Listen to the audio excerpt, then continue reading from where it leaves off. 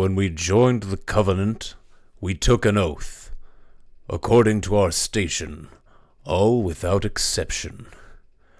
On the blood of our fathers, on the blood of our sons, we swore to uphold the Covenant, even to our dying breath. Those who would break this oath are heretics, worthy of neither pity nor mercy. Even now they use our Lord's creations to broadcast their lies. We shall grind them into dust and continue our march to glorious salvation. Welcome, everyone. Intro to the stream. That was the speech, speech, I suppose, with the shipmaster at the beginning of this level. I thought that was a great way for us to jump back into this playthrough of Halo 2. Mic might be a little too loud, or maybe I'm just a little too close to it. Who knows? Either way, everyone welcome in. And we'll just get right into it. We left off in the middle of the level, so why don't we just pick up right where we left off. We have the page counter up.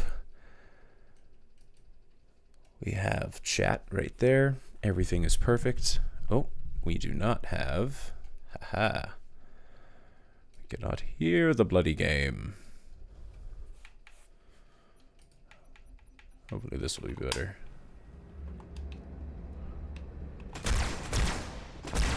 Yeah, it's not too loud.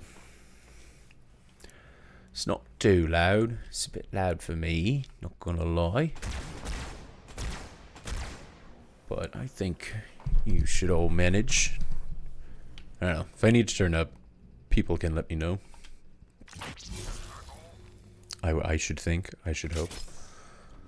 Oh man, reload is still X. That is always going to trip me up. Okay, we're right into it. We're right into it. I can't. Oh, that's a good guy. Yep. Okay, I really gotta. Oh boy. Okay, I really. Whoa, whoa, whoa.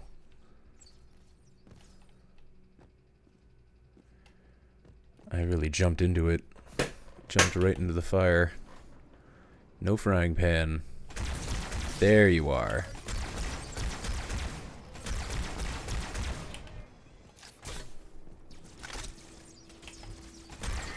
Nice. Yeah, all the grunts have needlers this level, and that is... I gotta say, that is heresy. I do understand. I do understand why we have beef with these guys. Nice. Oh, the carbine is very nice. Carbine and sword is a very good combo.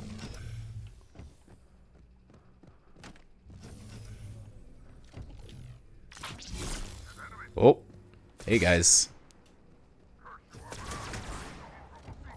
Curse you over there. Oh. Oh, what? And I'm dead. Nah, we got it. We got it. I thought I saw that. I thought I saw a grenade fly by, but I wasn't too sure. Oh, I don't have the edit up for the page counter. Here we are. 175. And we're still alive.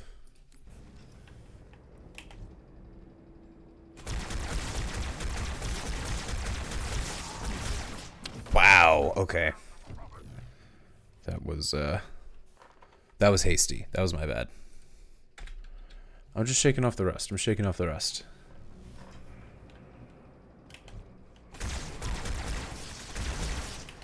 Wow.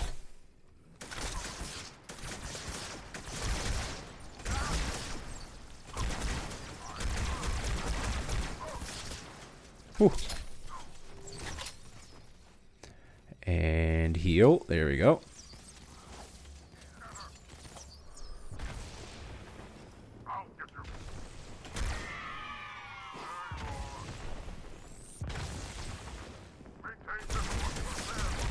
Oh. Okay, they want the sword. Yeah, just let me know, homies. Just let me know that you want the sword.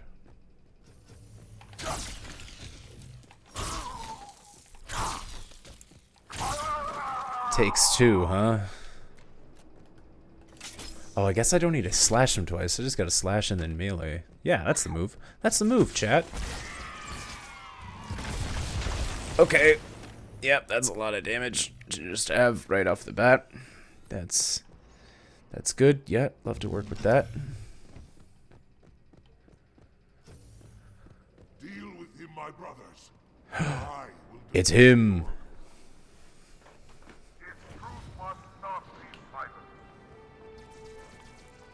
Yeah, true enough. Oh, you know, the terrible thing is, I know all the lore. I know exactly why these guys are rebelling against the Covenant, and I know exactly...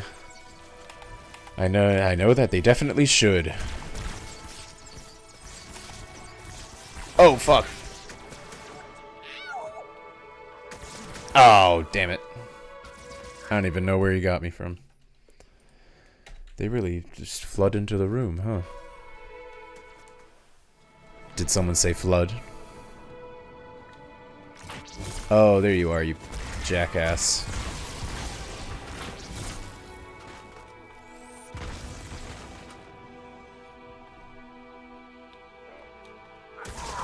Oh no!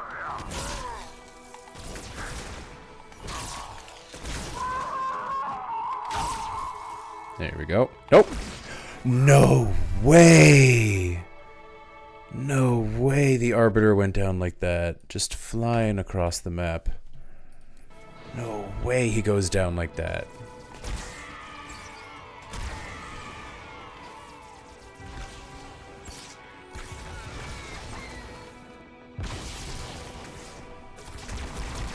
I really should have run to cover. I really don't know why I was standing there like an idiot. I don't know why. I don't know why I'd be doing that, guys.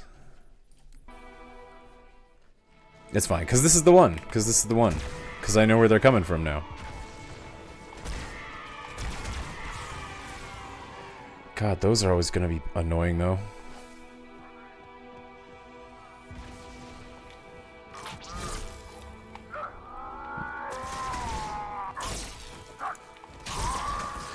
Whoa! Just quickly reload. And where are you at?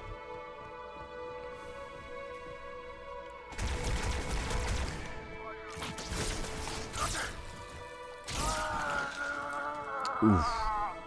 They make a good sound though. Oh boy. Yep, reload, good point. They really came out of nowhere, huh? Oh, come on. Come on, man.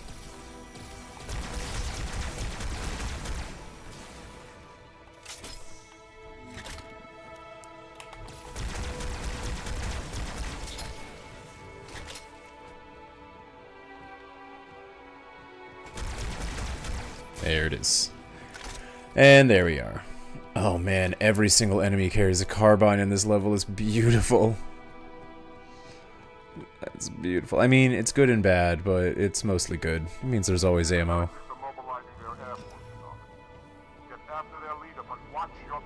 Oh, you know it.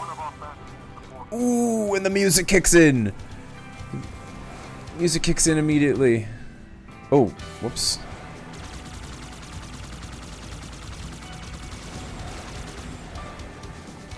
Right, that's what launches it. Ooh.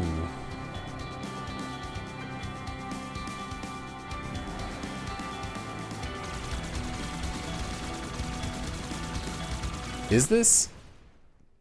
Okay, it's not Spotify. This sounds like something I would play before the stream.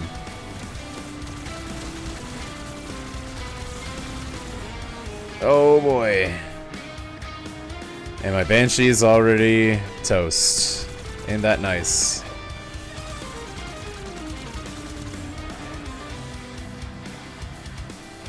Can we do? No!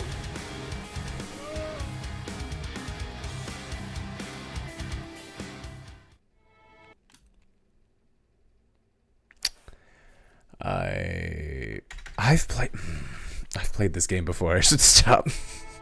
Stop playing like an idiot. Yeah, you know it. Yeah, I will. Don't you worry. Oh, this music is great. I was trying to see if I could do tricks like in Halo Reach.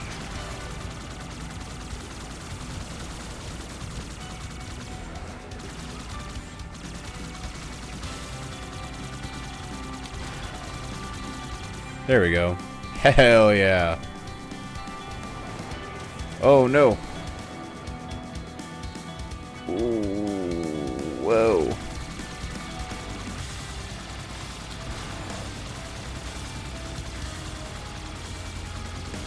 You gotta lead those bullets.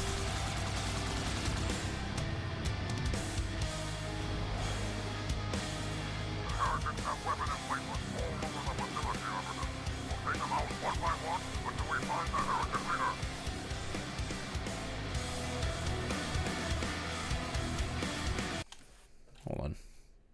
You guys gotta...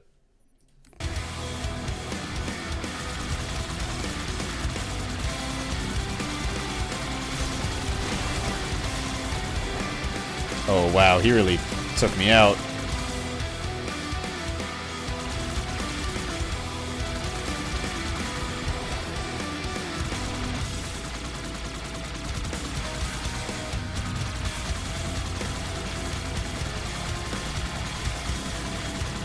Woo!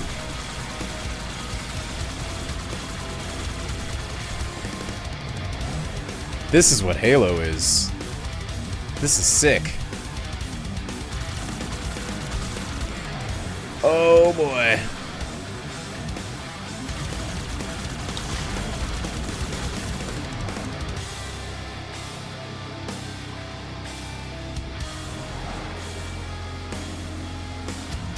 Oh boy. Where are the bad guys? Oh.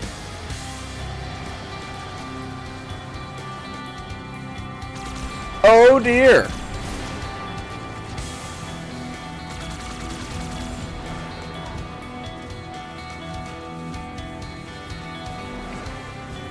Wow, they really just have infinite ammo, huh? They're just... That's just fireworks right there. Man, that track's great.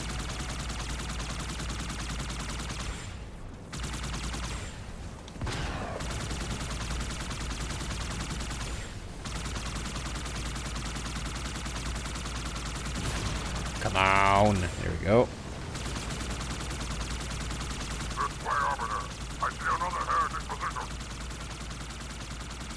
There we go. What? What'd you say? Someone said something to me? Someone talking to the Arbiter?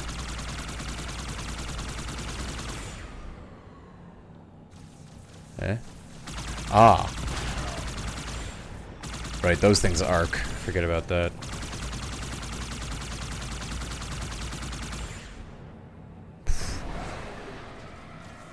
Oh, hey, that's, very nice.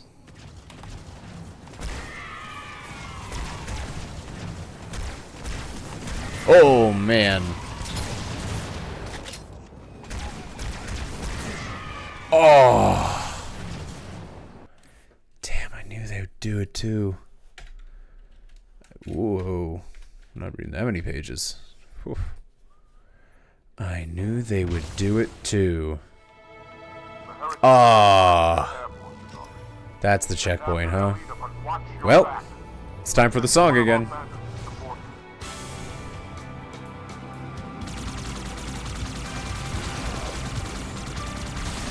Alright, let's go.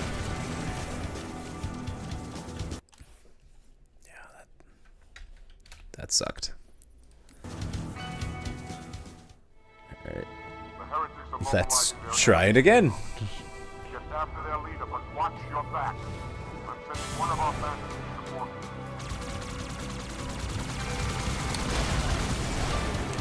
you. Oh, maybe I should get out of the crossfire. That might help.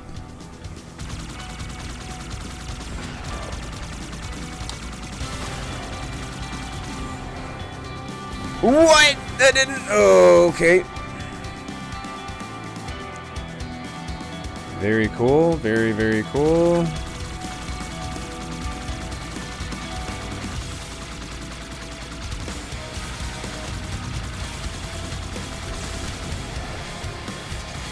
Oh, come on. Yep. Crash and burn, please. No. See, he can do tricks. Why can't I do trick? Can I do trick?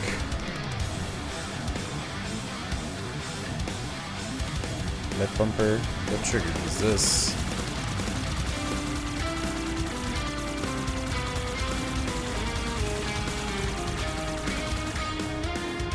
Yeah, it didn't do anything. Oh well.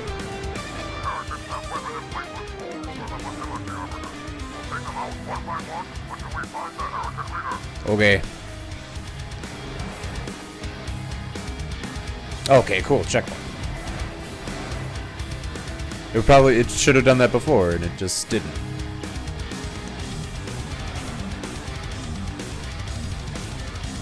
Another checkpoint. Cool.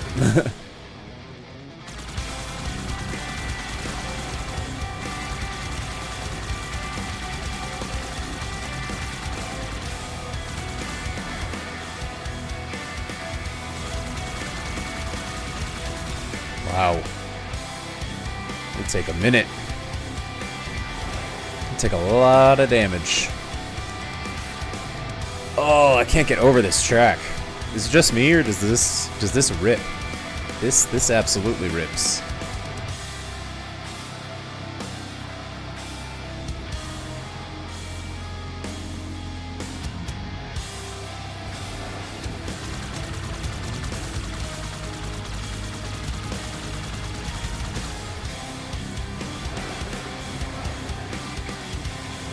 Oh, I didn't see him. Oh, I didn't see him. There he is. Whoa!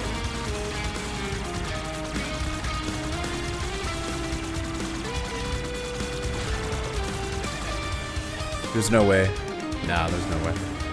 I don't think that hit him.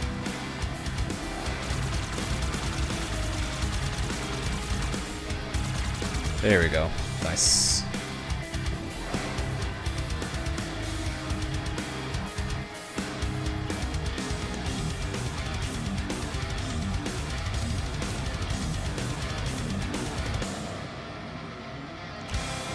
I could maybe... Oh no, that's them. Move, move, move.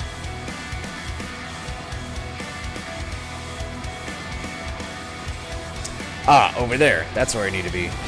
Nope, nope, nope, nope, nope.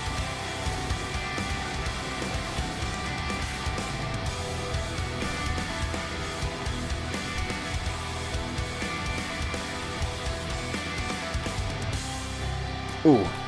Okay. Hey, guys.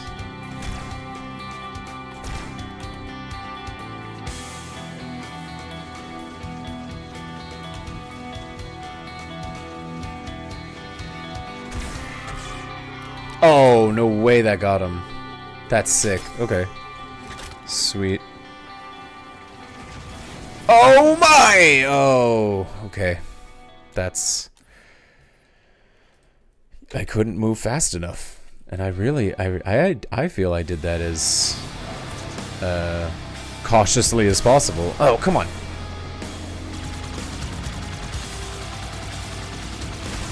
Stop hitting me! Come on! That's crazy.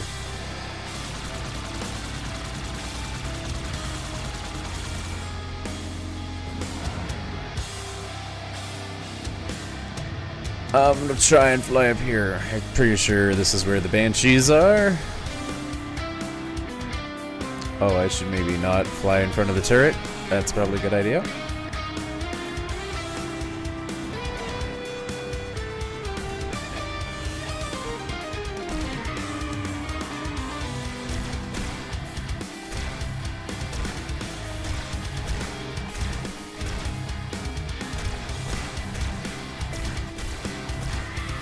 Okay.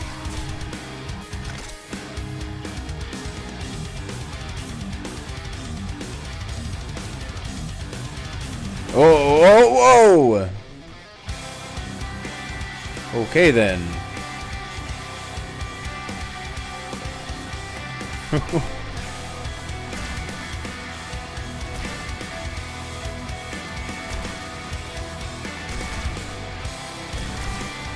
man.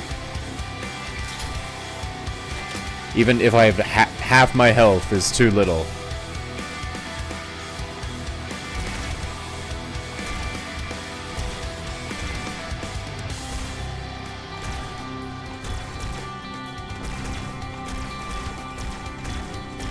Oh my goodness, finally. Holy crap. Oh no!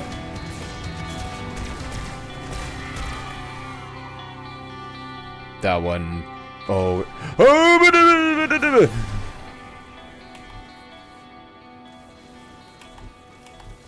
He's over there. You're right there.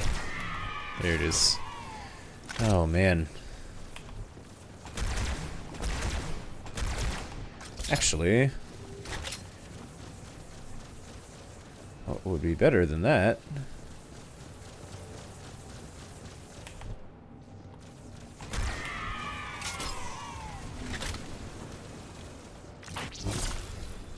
No sign of the heretic leader or his banshee. We must keep searching.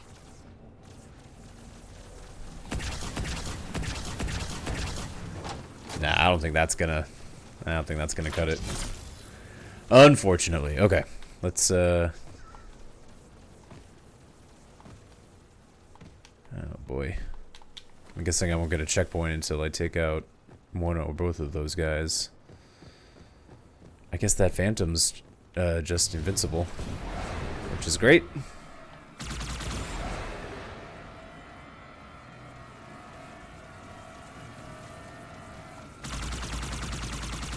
Come on.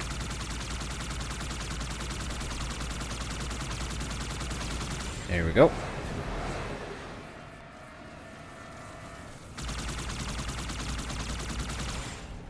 Nice. It's good that I like that they brought the invincible Phantom. Big fan of that, actually. Oh. Oh, hey guy.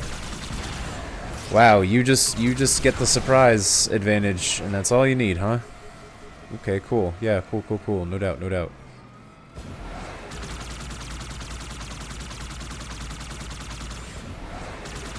Oh, it's a spray and pray with these guys.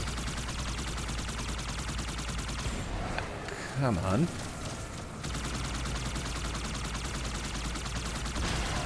I can't believe I missed that. As angry about it as anybody. Please tell me we hit some sort of checkpoint. Finally.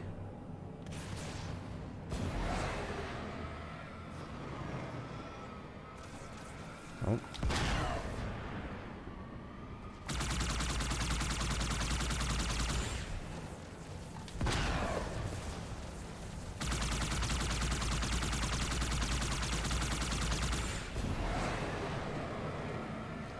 Whoa. This place big.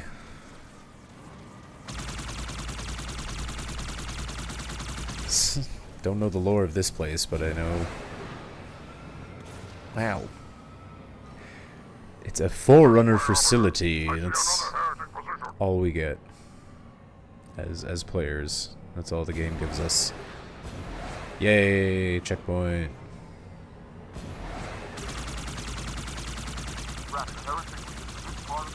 We can live to read another day.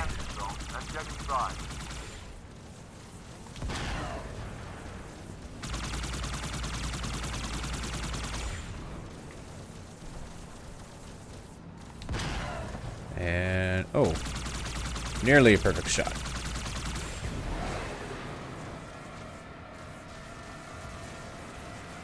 Man, this haze reminds me of Toronto, am I right, guys? Hey, Toronto folks, where are you at? Oh no, those are coming for me.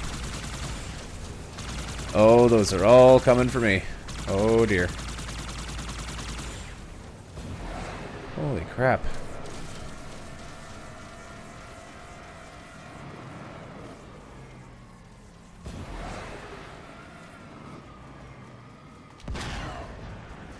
There we go.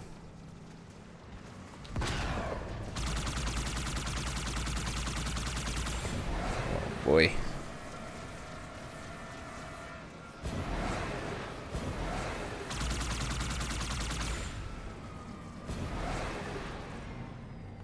Alright.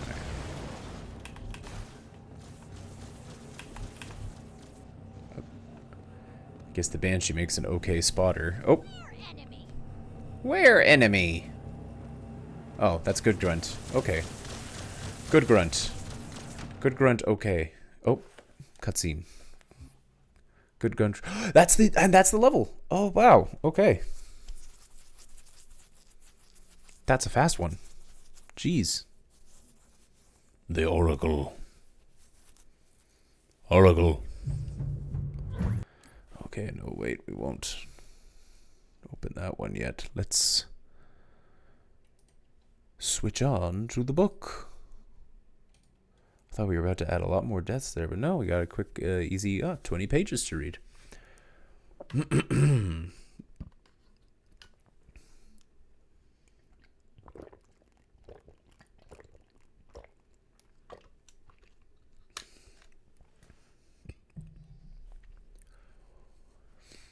Hydration is important.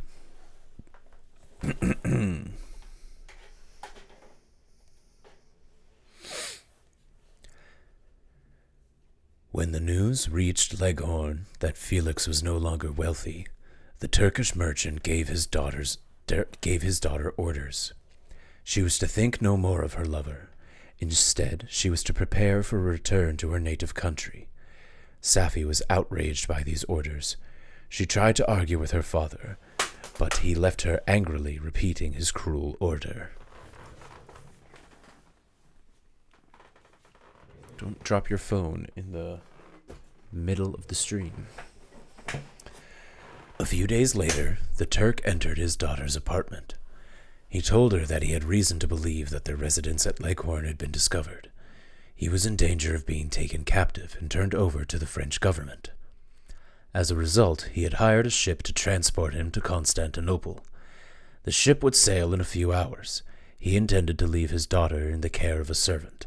The servant had been ordered to follow him to Constantinople on another ship as soon as possible.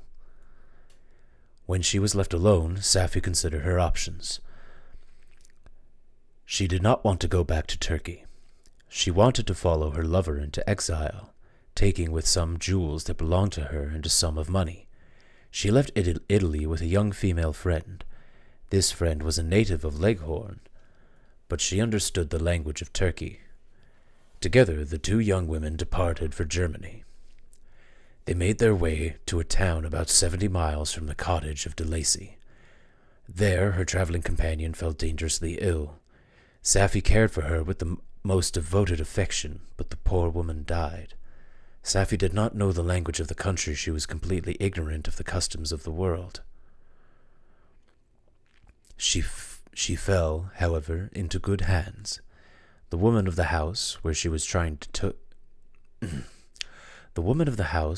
staying took care to see that she arrived safely at the cottage of her lover. Chapter 15. Such was the history of my cottagers.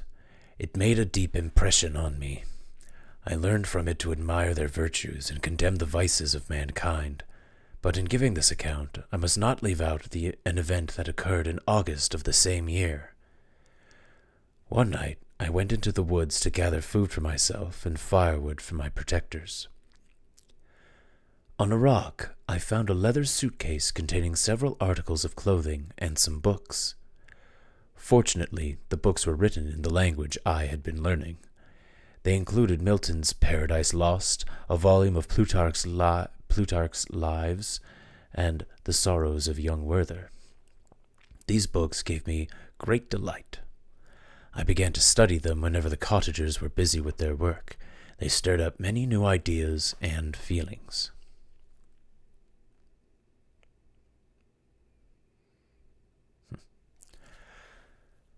As I read the books, I applied many of the details in them to my own life and feelings. I felt that I was similar to the persons described in The Sorrows of Young Werther, and yet also strangely unlike them.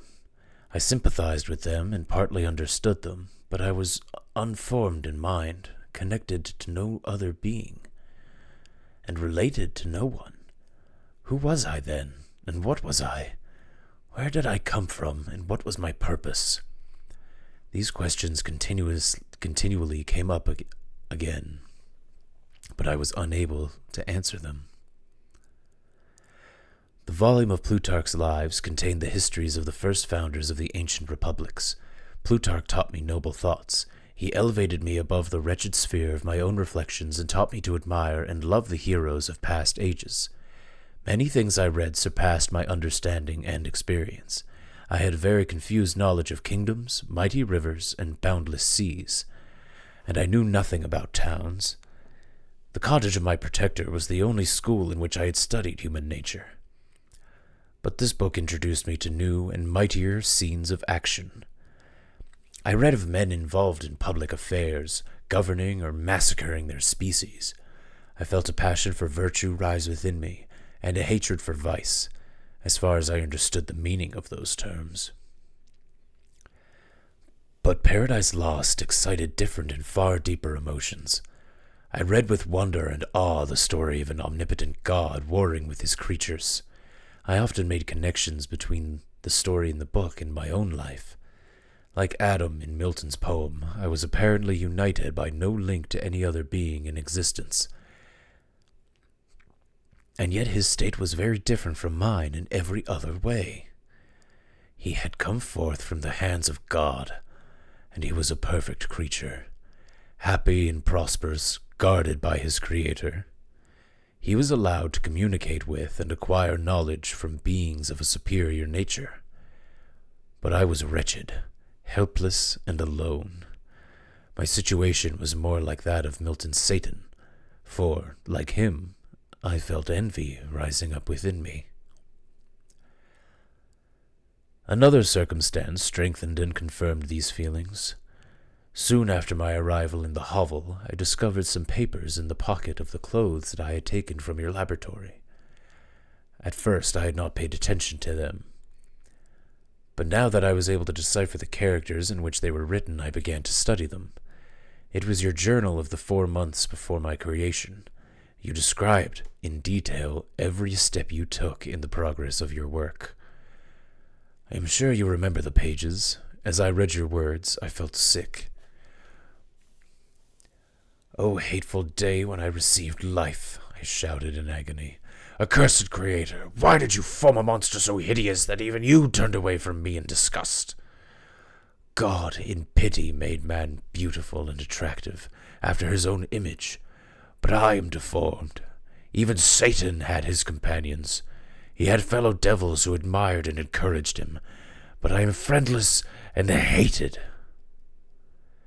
These were my thoughts when I thought of myself. However, when I thought of the cottagers, I began to feel better. They were so friendly and kind. I looked forward to a time when I could introduce myself to them, and I persuaded myself that they would overlook my deformity and be kind to me. If I came to their door to ask for their friendship, would they turn me away? I did not think they would, however monstrous my body might seem to them. I decided at least not to give up hope.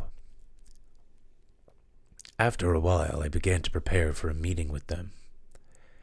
In the meantime, several changes took place in the cottage.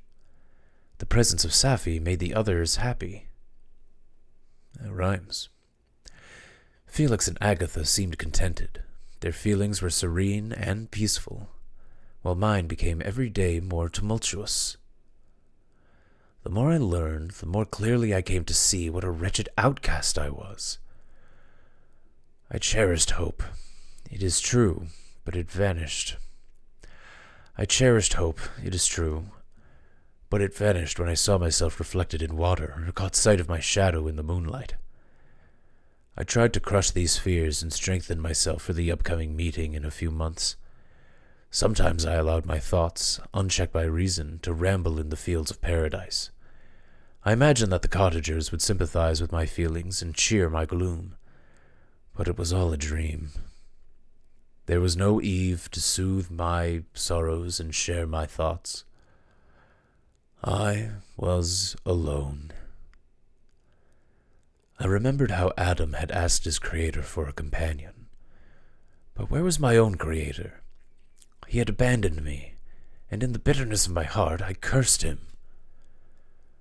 Autumn passed, and I saw, with surprise and grief, the leaves decay and fall, and nature again take on the lifeless and bleak appearance it had worn when I first beheld the woods and the lovely moon. But my cottagers did not seem to be dismayed by these changes. They loved and sympathized with one another in spite of the changes. The more I saw of them, the more I longed for their protection and kindness. I yearned to be known to them, and loved by them. I longed to see their sweet looks directed towards me. I dared not think that they would turn from me with disdain and horror. The poor people who stopped at their door were never driven away. I would be asking, it is true, for greater treasures than a little food or rest. I would be asking for kindness and sympathy. But I did not believe myself utterly unworthy of it. As the winter advanced, I thought more and more about my plan to introduce myself to the cottagers, considered many different approaches. At last I decided to enter the dwelling when the blind old man was there alone. I knew it was the unnatural hideousness of my body that had horrified others who had seen me. My voice, although harsh, had nothing terrible in it. I thought, therefore, that if I could speak to the old man when he was by himself, I could gain his trust. Then he might be my advocate with the others. One day, Safi, Agatha, and Felix went for a walk, and the old man was left alone in the cottage. He took up his guitar and played several lonely songs. Then he laid aside the instrument and sat there, absorbed in reflection. My heart began to race. This was the moment I had been waiting for. I approached the door in the cottage and knocked. "Who's there?" said the old man. "Come in." I entered. "Pardon this interruption," I said. "I am a traveler in want of a little rest. Would you allow me to stand for a few minutes before the fire?" "Enter," said De Lacy. "Unfortunately, my children have gone out, and I am blind. I am afraid I will not be able to give you any food." "Do not trouble yourself, my kind host. I have food. It is warmth and rest only that I need." I sat down, and a few seconds of silence followed. I knew that every minute was precious to me, but I was unsure what to say. At last the old man addressed me. "By your language, stranger, I suppose you are my countryman. Are you French?" "No," I said. "But I was educated by a French family, and understand only that language. I am now going to claim the protection of some friends, whom I sincerely love, and of whose favor I have some hopes." "Are they Germans?" "No, they are French. But let us change the subject. I am an unfortunate and lonely creature. I look around and I have no relatives or friends on earth. These amiable people to whom I go have never seen me and know little of me. I am full of fears, for if I fail there, I may end up an outcast in the world forever." "Do not worry. To be friendless is indeed to be unfortunate. But the hearts of men, when not influenced by self-interest, are full of brotherly love and generosity. Rely, therefore, on your hopes. If these friends are good, you have no reason to worry." "They are kind. They are the most excellent creatures in the world. But unfortunately they are prejudiced against me. I am good at heart, My life has so far been harmless, and I have even done a few good deeds. But a fatal prejudice clouds their eyes, and where they ought to see a kind friends, they behold only a detestable monster. That is indeed unfortunate. But if you are really blameless, surely you can persuade them to think well of you? I am about to try, and that is why I am so nervous. I tenderly love these friends. I have, unknown to them, offered acts of daily kindness towards them, but they believe that I wish to harm them, and it is that prejudice I wish to overcome. Where do these friends live? Near this spot. The old man paused and then continued. If you will tell me all the details of your tale, perhaps I may be of use to you. I am blind and cannot judge your appearance, but there is something in your words which persuades me that you are sincere. I am poor and living in exile, but it will give me pleasure to help you. Thank you, sir. I accept your generous offer. From your lips first have I heard the voice of kindness directed towards me, and I shall be forever grateful to you. May I know the names of your friends? I paused. This, I thought, was the moment of truth. The moment that would make me happy or leave me miserable. I struggled to answer the old man, but I was overcome with emotion. I sat down on a chair and sobbed aloud. Just then I heard footsteps outside. I realized that the others were returning. I had not a moment to lose. I took the old man by the hand and cried, "Now is the time! Save and protect me! You and your family are the friends whom I seek. Do not desert me!" "Great God!" exclaimed the old man. "Who are you?" At that instant the cottage door opened, and Felix, Safi, and Agatha entered. Who can describe their horror on seeing me? Agatha fainted, and Safi rushed out of the cottage. Felix started forward and forcefully tore me away from his father. I clung to the old man's knees until Felix struck me with a large stick. I could have torn him limb from limb, as the lion rends the antelope. But my heart sank within me, as with bitter sickness, and I did not do it. He was about to hit me again when, overcome by pain and anguish, I fled from the cottage. In the confusion, I was able to escape unnoticed and went back to my hovel. Tragic. So sad.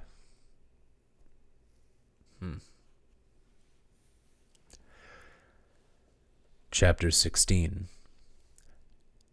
After they drove me away, I burned with rage. I could with pleasure have destroyed the cottage and its inhabitants. I could have glutted myself on their shrieks and misery.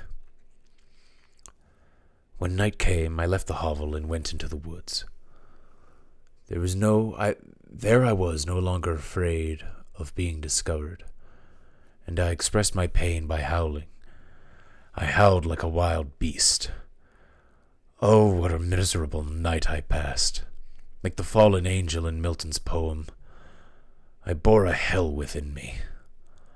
I longed to tear up the trees and spread destruction around me. I was in despair. There were millions of men in the world, but not one who would pity or assist me. Why, then, should I feel kindness towards men? Were they not my enemies? From that moment I declared everlasting war against mankind, and, most of all, against the man who had created me, and sent me forth to this unbearable misery. The sun rose. I heard the voices of men and knew I could not return to my hovel during the daytime. I hid myself in the woods. The pleasant sunshine and the pure air of the day restored me to some degree of tranquillity. I reviewed what had taken place in the cottage and decided that I had been too quick in drawing conclusions. It was clear that I had made some progress with the old man before the others returned. I decided to return to the cottage and try to speak with him once more. That night, I directed my steps towards the cottage. All there was at peace. I crept into my hovel and waited for the hour when the family arose. That hour came and went. The sun rose high in the heavens, but the cottagers did not appear. I was very anxious. The inside of the cottage was dark, and I heard no motion. Presently, 2 men appeared. They stopped near the cottage and entered into conversation, using violent gestures. They spoke a language I could not understand. Soon after, however, Felix returned with another man. "You understand," the man said to him, "that you will have to pay 3 months' rent and lose the produce of your garden. Perhaps you should take a few days to reconsider." "My decision is final," replied Felix. "We can never live here again. The life of my father is in the greatest danger, owing to the dreadful events that I have related. My wife and my sister will never recover from their horror. I beg you not to reason with me any more. Take possession of your dwelling and let us fly from this place."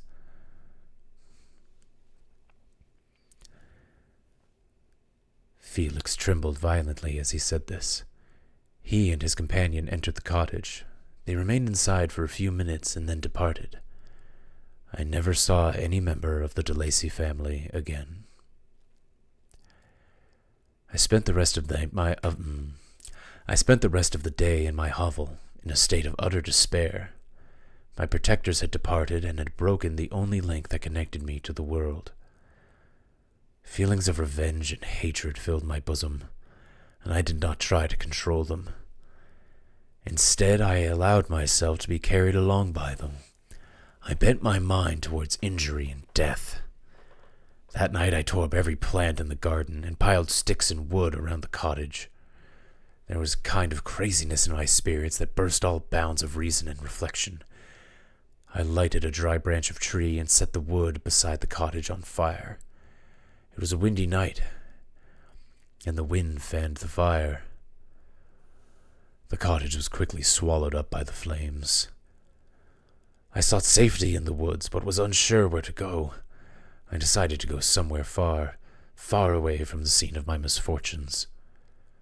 But to me, hated and despised, every country would be equally horrible.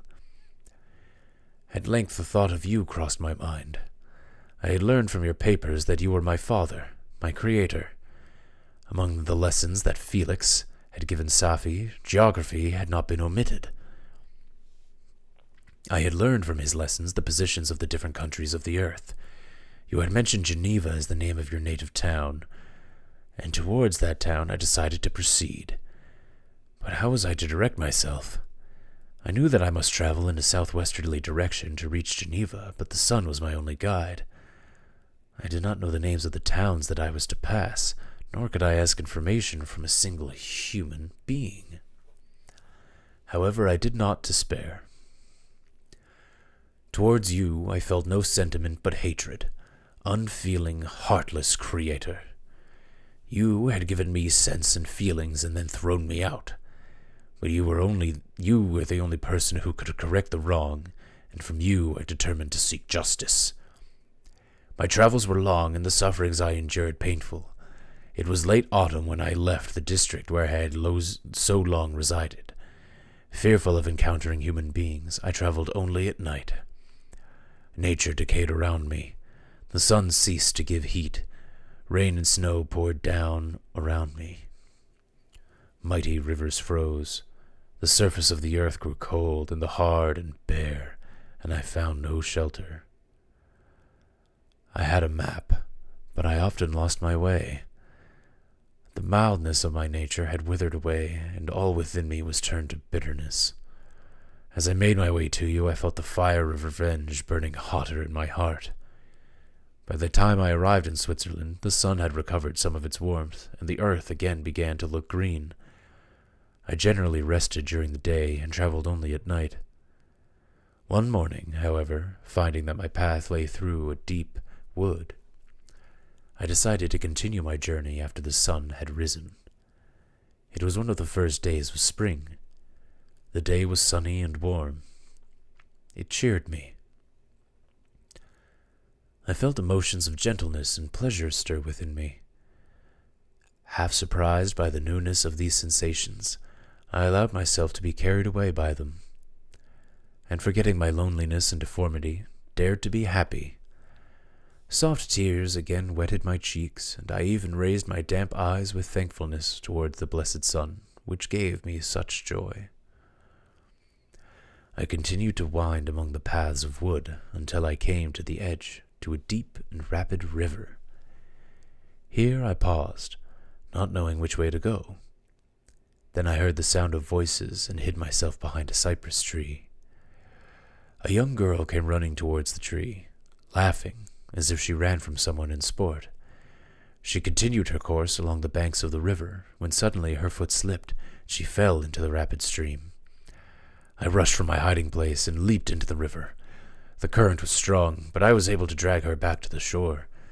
She was senseless, and I was trying to revive her, when I was interrupted by the approach of a man, who was probably the person from whom she had been playfully running away. On seeing me, he rushed towards me and tore the girl from my arms. He ran into the woods. I followed speedily. I hardly knew why, but when the man saw me drawing near, he aimed a gun at my body and fired. I sank to the ground, and the man escaped into the woods. This was the reward for my kindness. I had saved a human being from destruction, and as a reward I was left twisting and turning from the pain of a wound which tore my flesh and shattered my bone. The feelings of kindness and gentleness which I had entertained a few moments before gave place to hellish rage and gnashing of teeth. Inflamed by pain, I swore eternal hatred and vengeance to all mankind. But the pain of my wound overcame me, and I fainted. For some weeks I led a miserable life in the woods, trying to cure the wound which I had received. The ball had entered my shoulder, and I knew not whether it had remained there or passed through.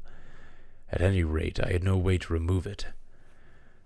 My sufferings were also increased by a sense of the injustice of the deed. I swore I would have my revenge, a deep and deadly revenge, such as would compensate for the outrages and suffering I had endured.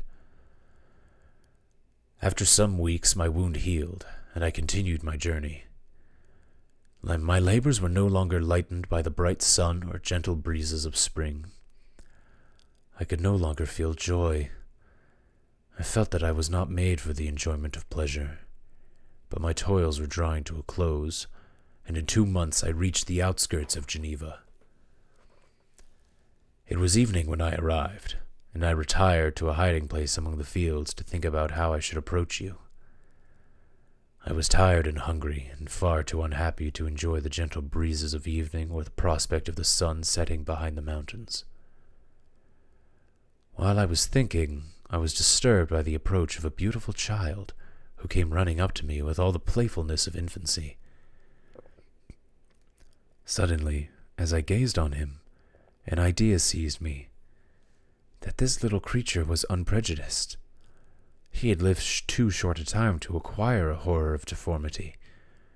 If, therefore, I could seize him and educate him as my companion and friend, I would not be so horribly alone. And that is the end of page 184. And we will jump right back into the game with this one. Oh man, it's heating up. That story's emotional, man. Ugh. Poor guy.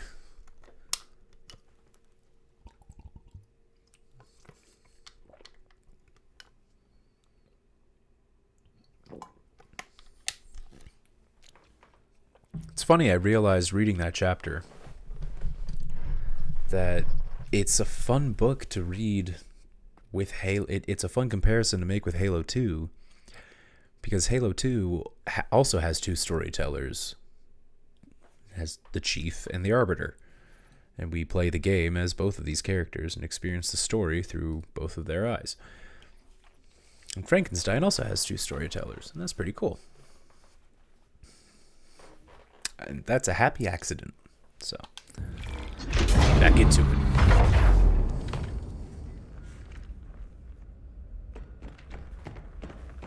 I like how that's universal. Aliens, humans, we all... What is it? That stench. I've smelled it before. Oh, that stench, he says. Now we safe. Ha. Now we safe? I don't think so. We make good What was he saying? team.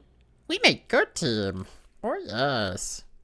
Quiet you. Quiet, you. Quiet, Grunt. Say another thing. Okay, maybe not.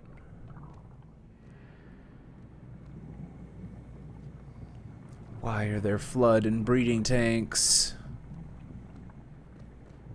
Who put these in here? Alright, yep. Autobots, roll out. Oh. Oh, yeah. There they are. By the rings. What is that? Oh, yeah, camouflage. My camouflage isn't working. It's moved on. Quickly before it returns, let's find the heretic leader and finish him off. Oh, that's camouflage. Whoops.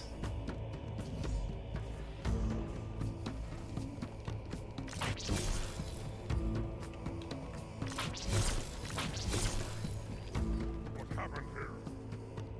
We have bad feeling about this. Always have bad feeling. You had bad feeling about morning food nipple. Jeez. Morning food nipple. You have bad feeling about everything. Oh. Hey, guy. Hold your fire. Hold your fire. I wondered who the prophets would send to silence me. Arbiter, I'm flattered. He's using a hologram. He must be close. Come out so we may kill you. Get in line. Get in line. Oh, yep. Come out so we may kill you. Stand firm. The flood! Yeah, so I guess the Covenant are also not too big on the flood, like, as in they don't know too much about them. Oh, boy.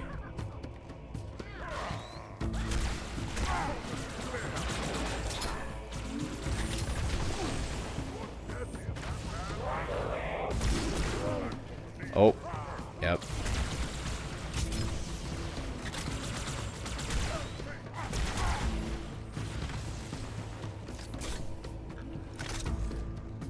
Oh.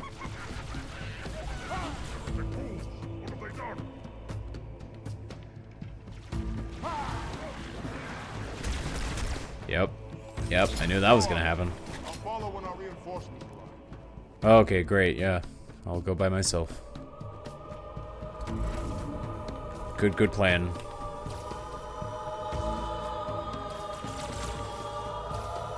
Oh, I guess these guys coming. Okay. Let's go. Let's go, boys.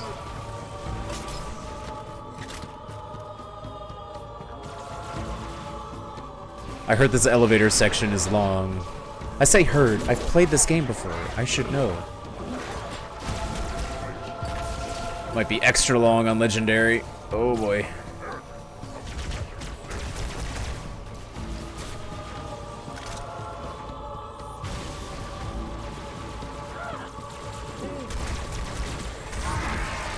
Oh dear.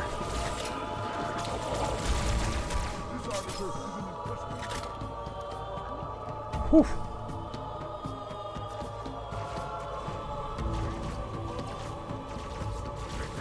Oh, okay, now we're going down.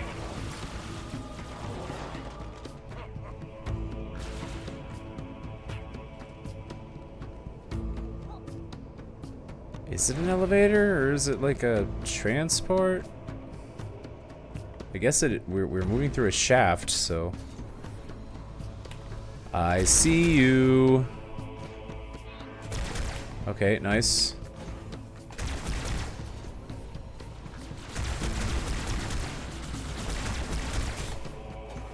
Haha. Oh, sorry, guy. Sorry, guy.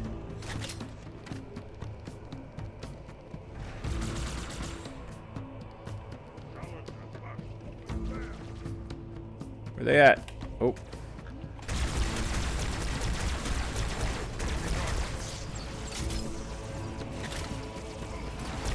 Oh, whoops.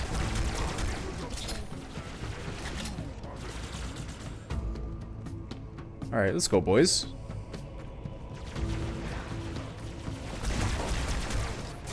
There's a reason they call us elites, boys. There's a reason they call us elites.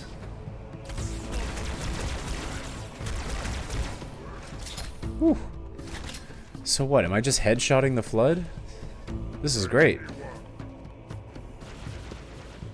Where you at? Where you at?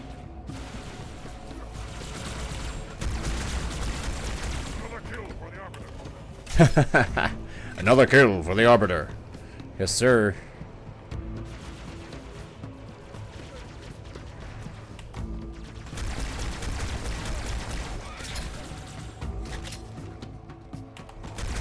Oh no, my boy.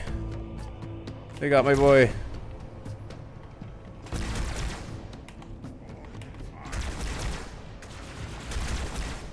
Oh, okay. Yes, I'll take that. Thank you.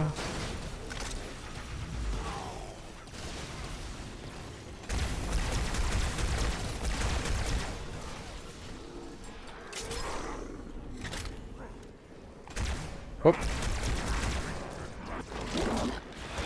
Oh! Oh, he got my ass. Oh, he really... He said, bap, bap. That's a page. He said, bap, bap. That's a page.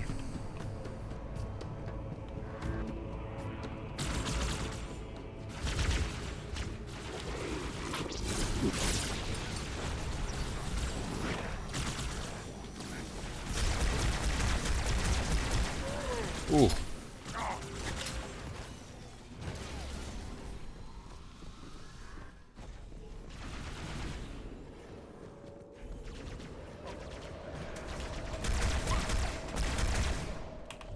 Nice.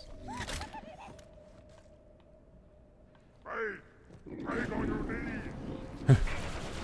Another for me.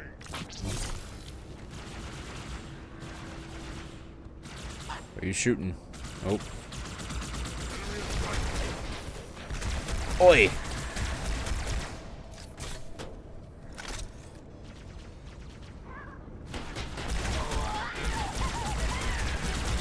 Oh, well, I hate that part. You know what? I'll stop for this. Parasite.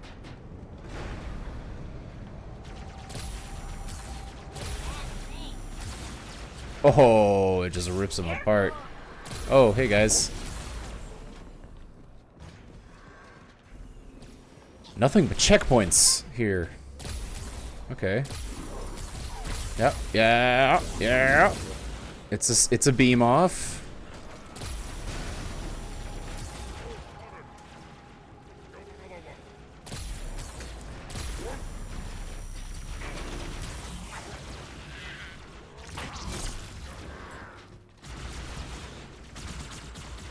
Oh.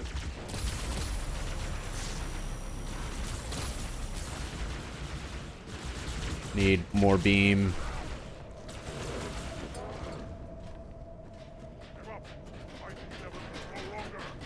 Ooh. Beam. Beam kind of fun. I like beam. What are you shooting at, brother? Oh. Hey, guys. Beam. No! Beam. Beam. Oh. Beam.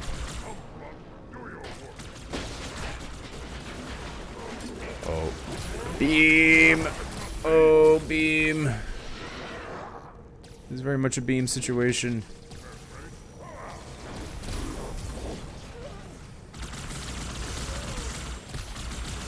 Oh, wow. Oh, wow. Okay. Dual plasma pistol. Or dual plasma rifle, I guess not the move. 'Tis not the move. Beam. There are apparently more carbines. Yes, sir.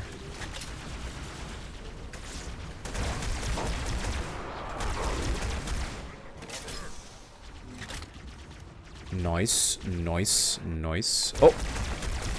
Hello, sir. Hello, chum. Chum and chummer. Oh, boy.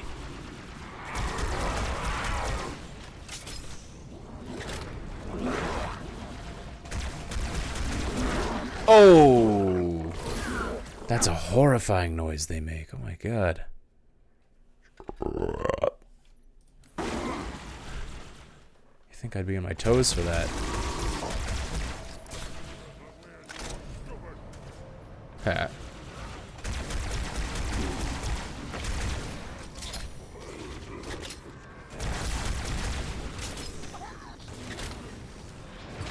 Oh boy.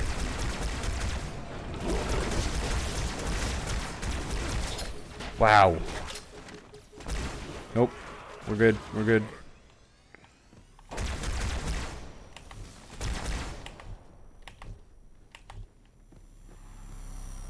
Where are you, Beam Boy?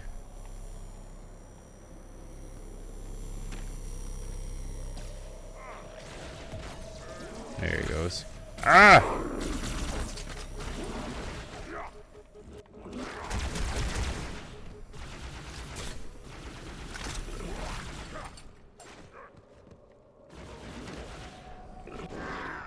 There we go. Homie survive! Let's go! It's me and you, brother. That's me and you. And these checkpoints. We should have brought weapons to burn these bodies. Yeah. Everyone is a vessel for the fraud. Yeah, he's so right.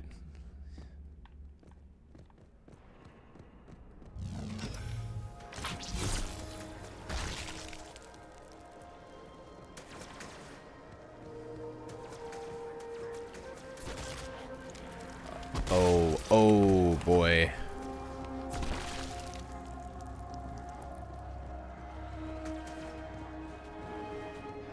Well, better them than me, right? Oh. That shit's awesome. Okay, guess we're going this way.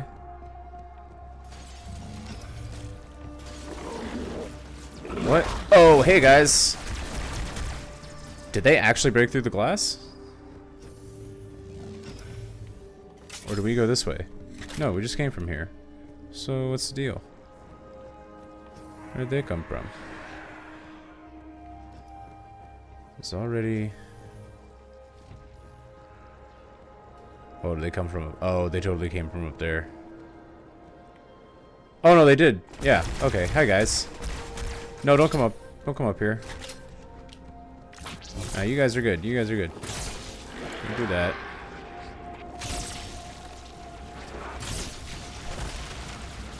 No! Oh.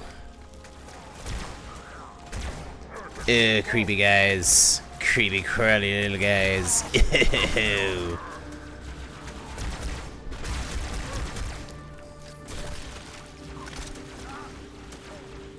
Whoa, whoa.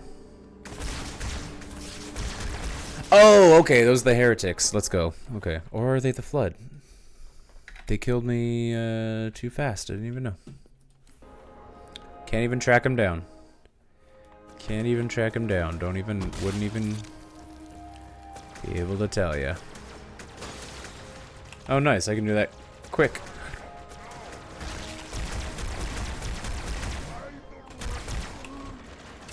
Nice.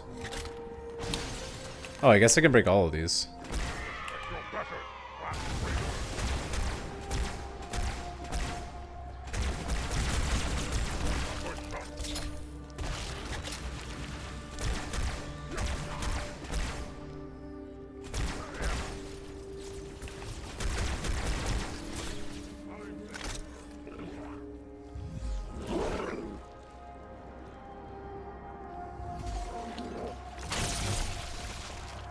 There we go.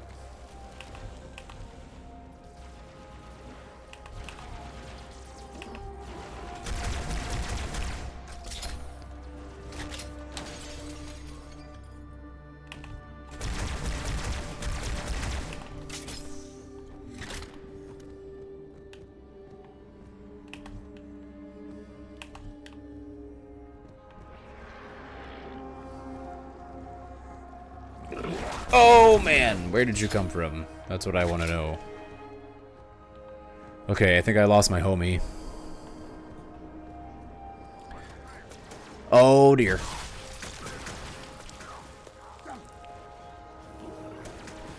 Oh dear, they're above me. Oh, and they're dying. Nope, never mind.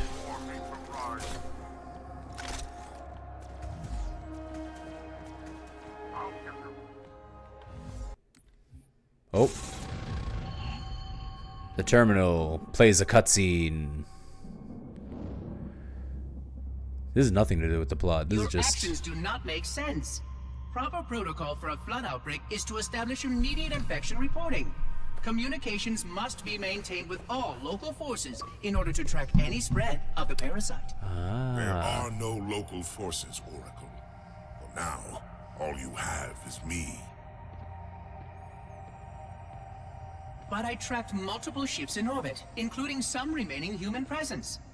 In light of the danger posed by the flood, surely you can set aside this disagreement with the humans. No! Anything still alive in orbit is our enemy. The humans have very good cause to kill us on sight. And the knowledge you've shared with me casts doubt on the entire purpose of our covenant. If any of our ships remain above us, they are not the help you seek. But why would they not provide assistance? Because of this talk of prophecies and journeys? I learned a small amount about your covenant before that reclaimer blew up my installation. But my understanding is incomplete. The AI I encountered on board one of your ships was less than forthcoming. What you need to know, Oracle, is that thousands of years ago, at the founding of our great covenant, a bargain was struck between the prophets and the elites. A bargain which I fear will be the end of us. Oh, that's lore. I don't think I've seen that lore before. That's pretty sick. Just in the middle of the firefight. Arbiter's over here. I'm getting lore video, sir. Back off. Oh.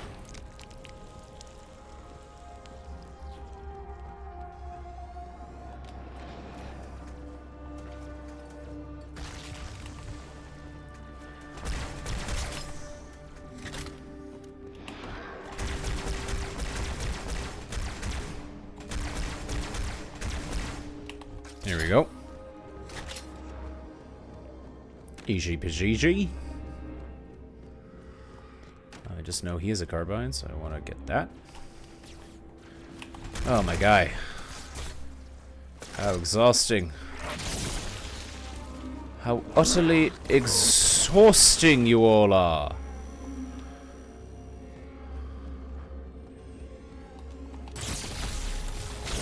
Oh man, he's got the beam.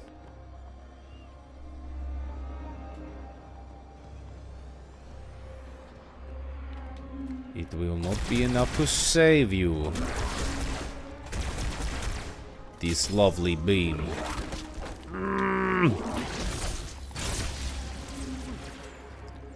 Oh boy. Vroom. Oh, that's a horrifying noise. Well done.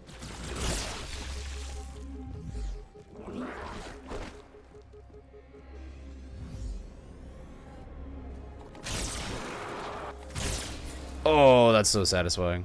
So fun. Zipping around the map. Sword in my hands. Ooh, carbine ammo. Gimme. There we go. Hey guys! Oh wow, should have known you would come through the door. Yeah, that's oversight. Oversight. Hindsight's 20/20, right?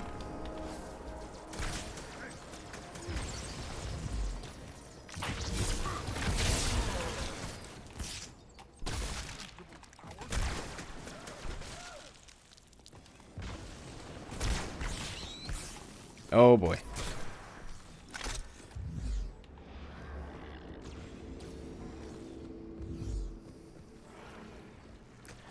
Oh boy.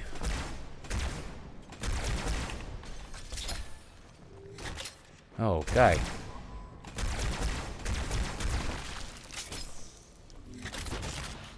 Ugh. Yuck. Oh boy.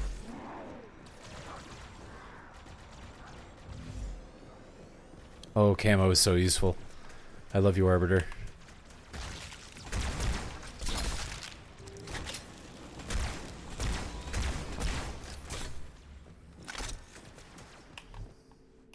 Oh.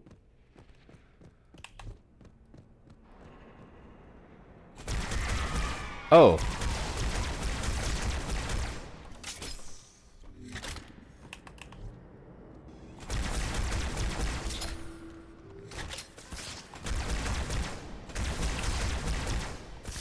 Oh, come on.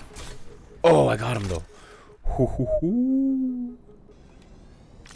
I have an idea for this fellow. He's like... There we go. Oh, carbine ammo. So beautiful. There's a sword in here, though. It's got more energy than mine. Let's go. Let's go. Let's go. This is a good run. Making progress here. Ah, yes, this room is very nice. Good for decontamination and loading the next area. The storm is about to hit. We cannot maintain our position. Bring the phantoms close to the mine. We are not leaving until the leader of these heretics is dead. Oof. Oh, yep, here we go. Please tell me these are mine.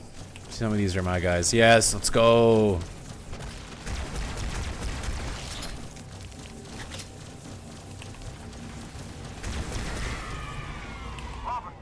Let's go, boys. We don't have enough troops Here we to are. march into space. Find the leader of these heretics. Kill him now. Yeah, let's do it.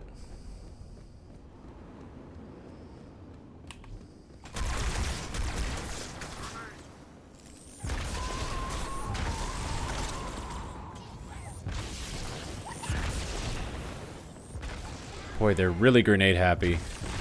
Lead by example. Lead by example.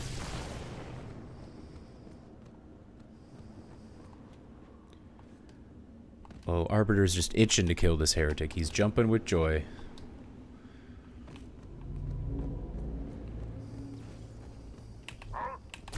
Huh? Get him! What? Oh my god. No, don't you dare.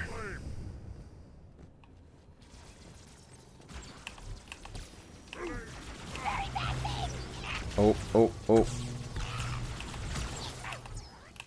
It is well hidden.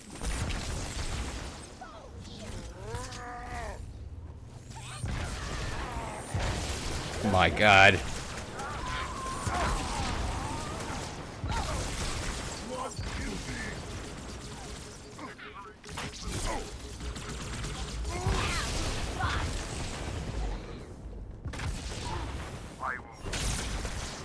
Nice. That was chaos. Not even Grunt want to join your cause. Not even Grunt want to join your cause. Oh no.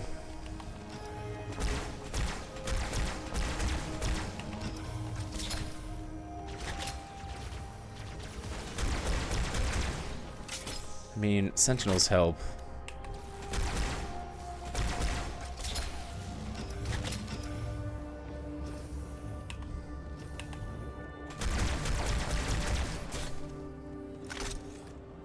Cutscene! This will save me from the storm, but you will be consumed. Arbiter, where is he? Stinking floodbait boxed himself in tight. We'll never break through this. Then we shall force him out. How? The cable. I'm going to cut it. Get everyone back to the ships. Oh, Return to the landing zone. The Arbiter he's will a cut badass. this station loose and scare the heretic from his hole. May our lords guide you. We shall not forget your sacrifice. Let's go. Keep your blade handy. I doubt the cable can withstand his bite. Will do.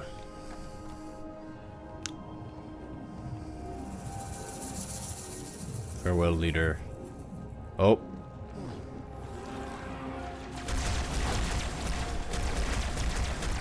That one didn't know how weapons worked. Oh, come on.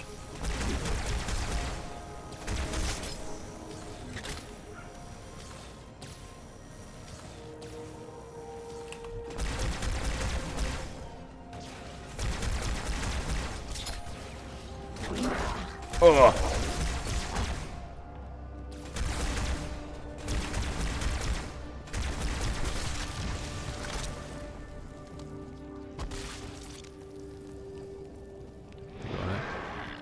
We're just going up. Oh, hey, boys.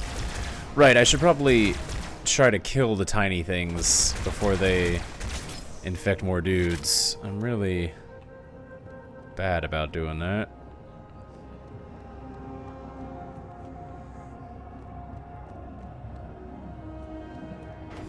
Oh, here we go. Oh, yep, change the environment. This chapter's called, Hey, Watch This.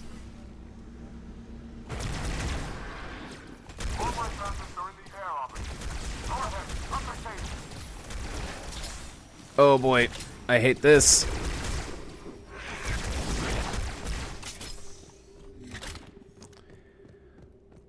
Yep.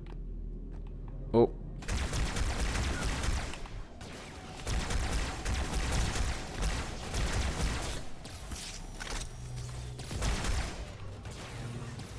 Oh. Oh, man.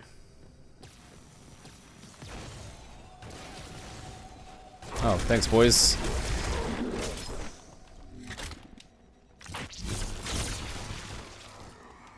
Yeah, sword's just best thing for the flood. Oh, come on.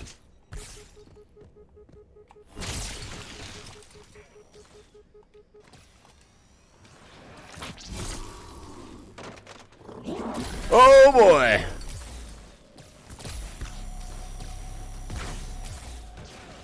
Cooked him with his own laser.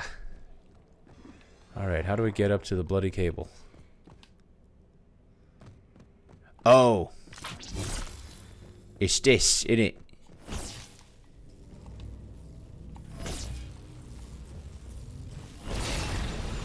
There we go.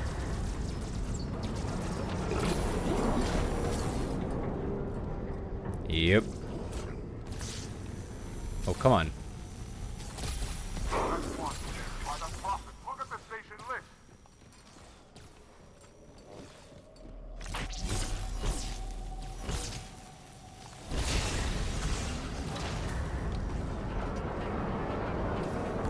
Oh, dude, come on.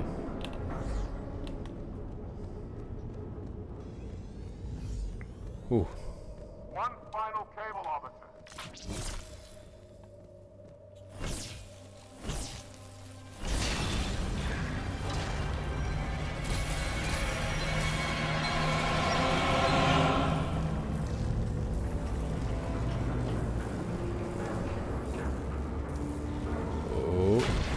Oh! Oh, shit. I want off this ride.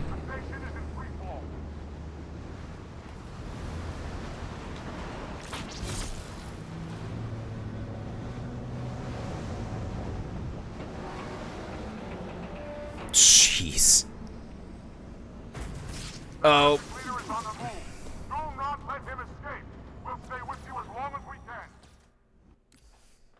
Oh, shoot.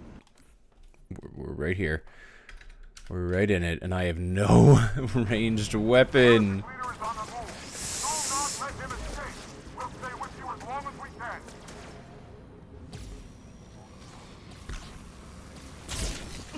Oh, I knew that would...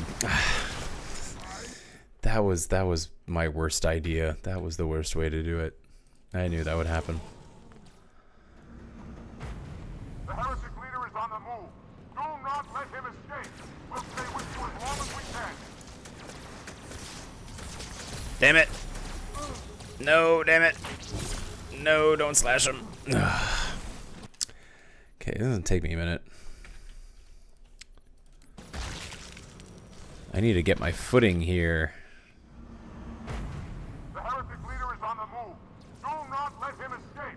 We'll stay with you as long as we can. No, leave me alone. I'm helpless. Leave me alone. Remember, helpless. See, helpless. I flail about. I flail about like a bird, like a fledgling. Can you not pity me, sir? The leader is on the move. Do not let him escape. We'll stay with you as long as we can. I really need to just take this and go. I need to take it and go.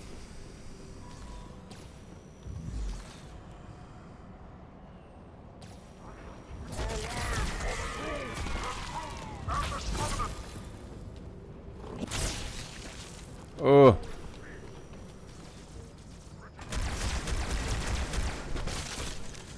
Oh my god, no.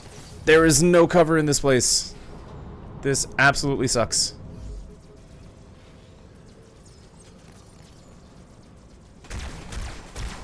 Yeah, you guys are the worst. Yuck.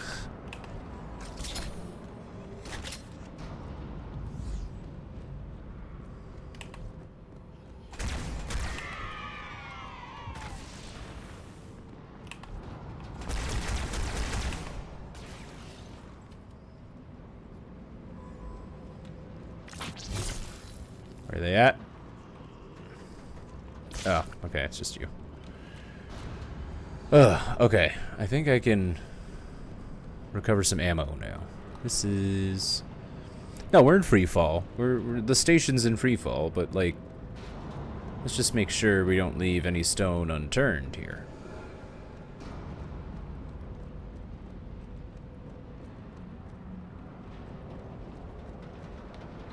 It'll probably take us way too long to find another carbine. That's fine.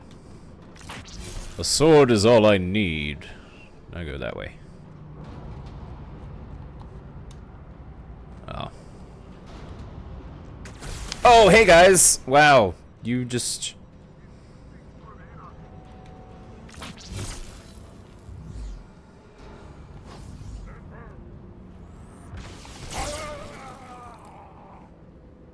What a dummy. What an actual Egypt.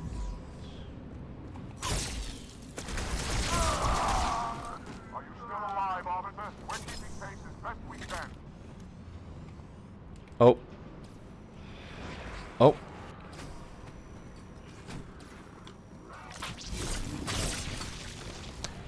Only saw him because of the reticle.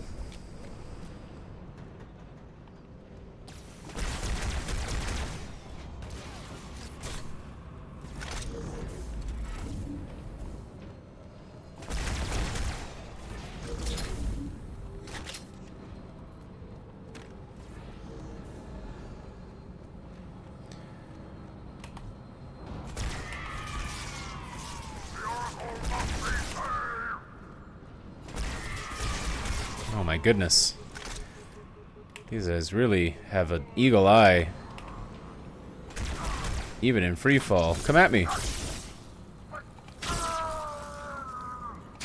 Oh yeah, this is much better. I'll take that sword. Thank you.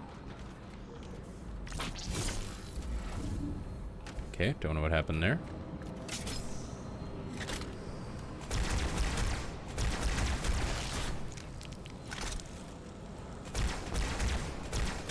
Okay, those shots should be hitting them.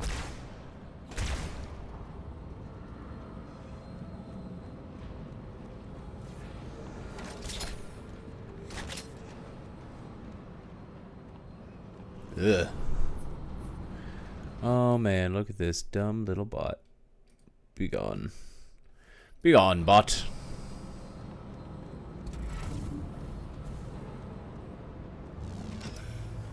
Here we go.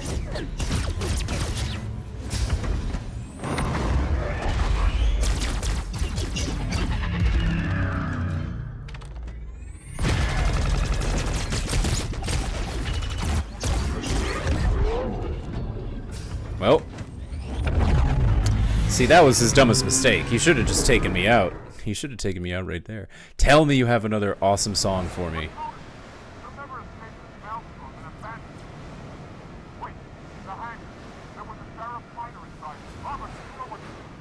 Oh, okay, yeah, let's go.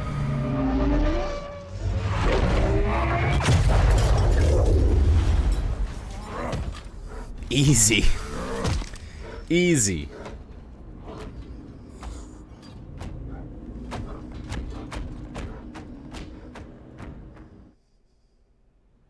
Yep.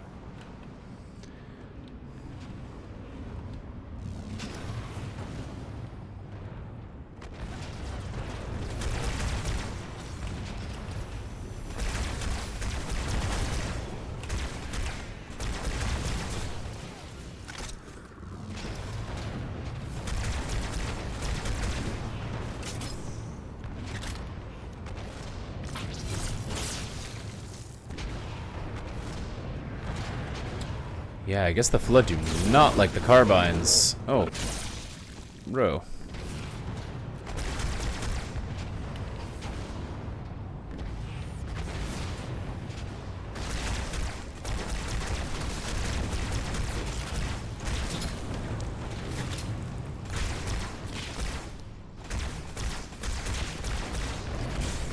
There's no way I'm not hitting some of these. I guess I'm going this way.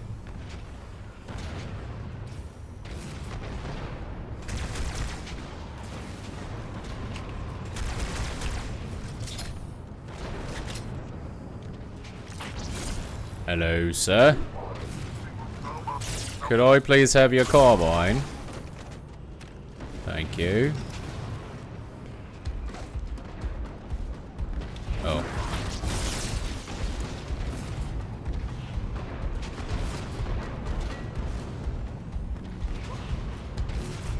Oh no.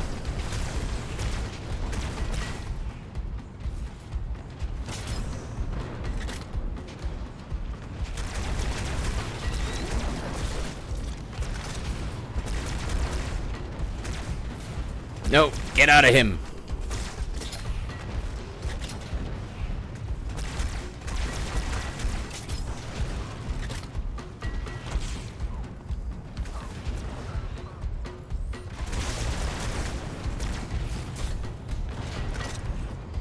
Easy carbines. Oh.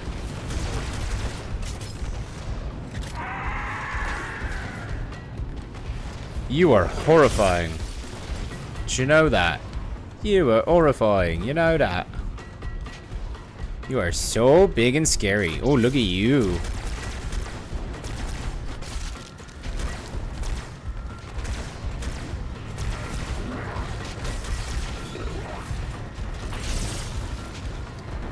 Oh, it's an intense moment. Intense gameplay. Oh. Your chunks.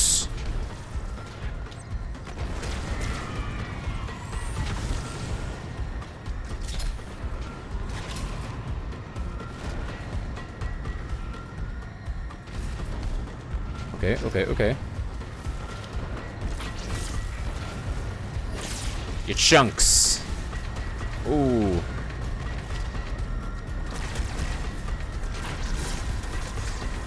Oh, no. Okay, bad move, bad move, bad move, bad move. We're okay, we're fine.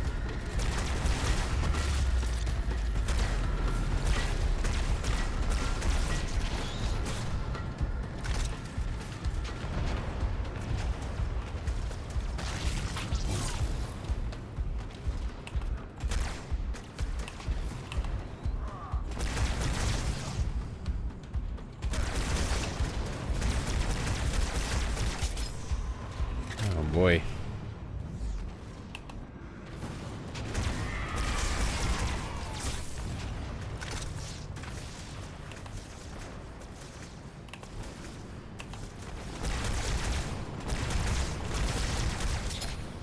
Whew.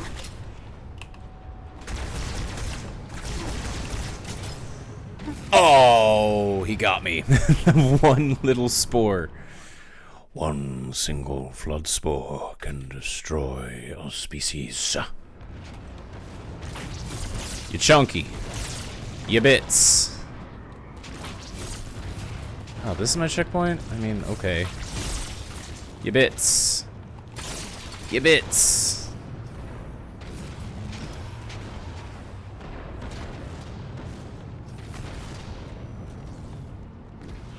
Oh.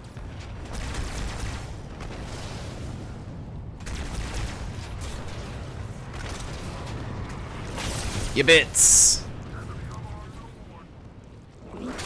You bits. Bits.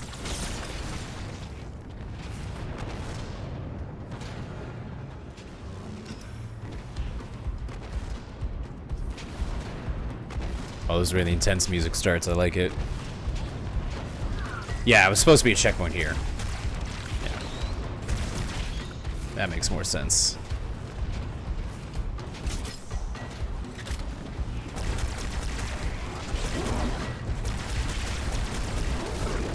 Oh, I didn't see him. I did not see him. Oh, check the motion tracker.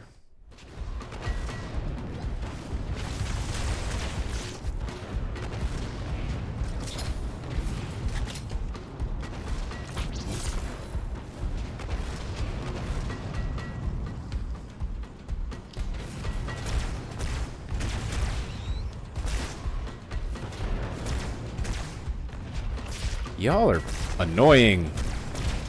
Hard to shoot. Driving me crazy.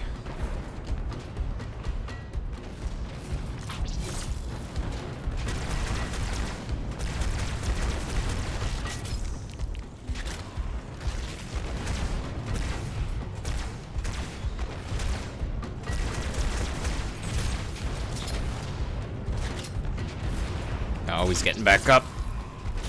Get out of here.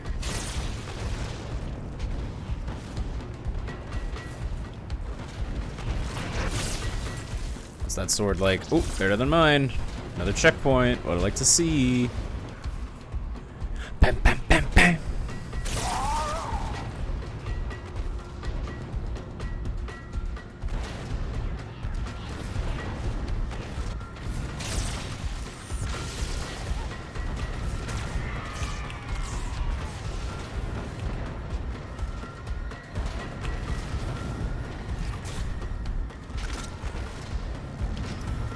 How long will we be falling?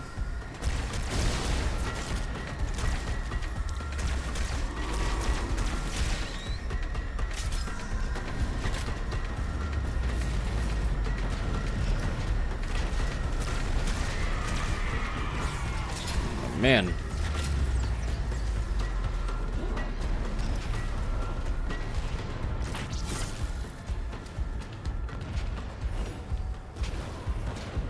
Oh, I could literally... That's funny.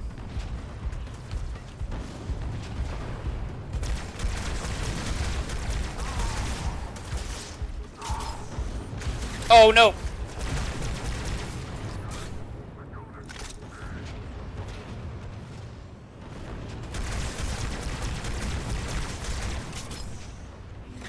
Oh.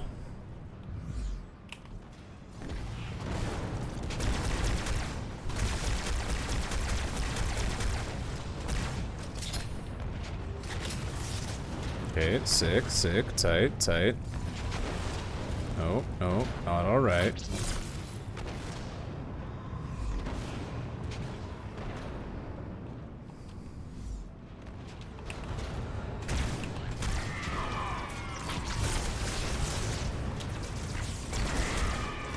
Why do all the grunts have needlers? Oh, that's such an oversight. Why do they trust the weakest soldiers with their strongest weapon?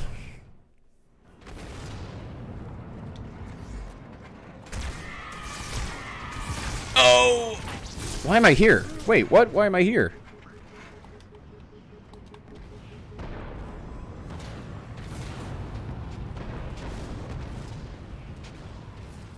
Chalk it up to luck. Oh. Thought that door was gonna open.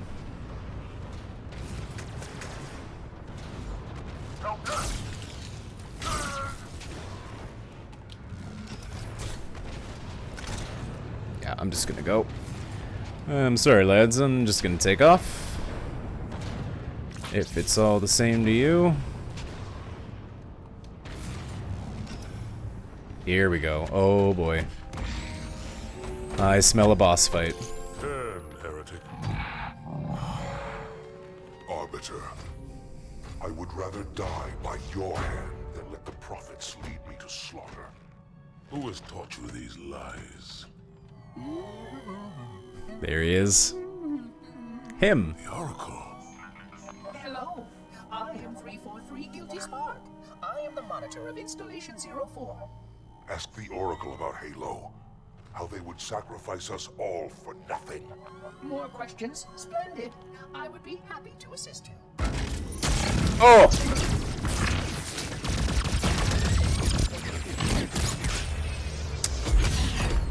He should have bet on that. The elites are blind, Arbiter. But I will make them see.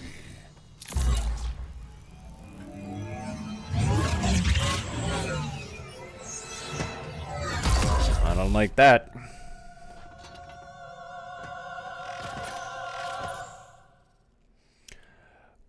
They're cloners. Oh, so I really. Oh, no, no, no, no, no, no, no, no. Oh, man. So I really just gotta fight 17 of you, huh?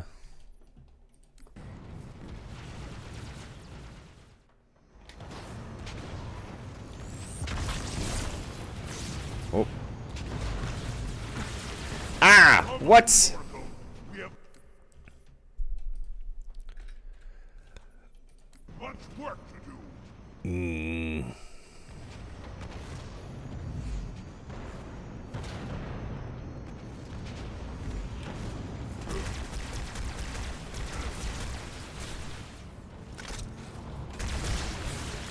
Oh boy. Wow. Okay, I do not know what the strategy is here. This is meek. This is meek and awful. Pedestrian effort. Come on, Arbiter. Let's end this. Okay. I have a strategy in mind, but it's going to take time. Oh boy.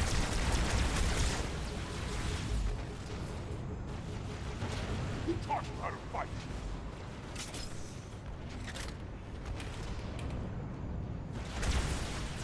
Oh, hey, guy.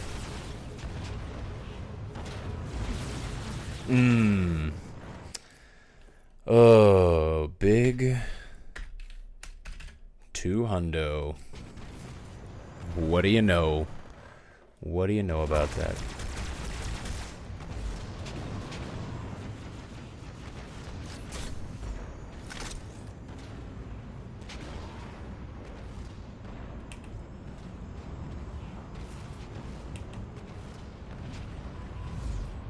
Careful, Oracle. I've lost you. How did you ever make it past the flood?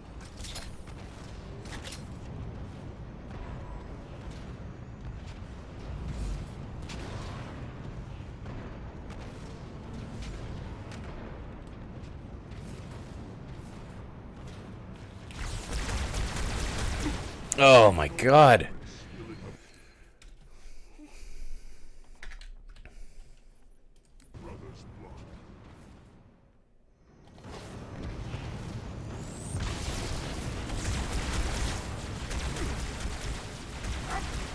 Just taking... Okay, taking him out must... Does it permanently take him out, or does it just summon them again? I do not have a good strategy here. Give you a moment to rest, then we begin again.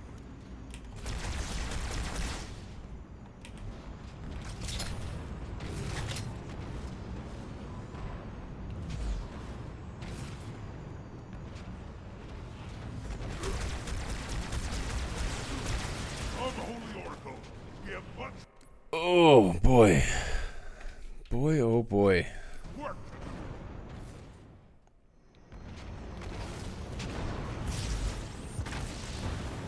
Well, that sucks. Wasted my camo on that one. The hierarch chose poorly.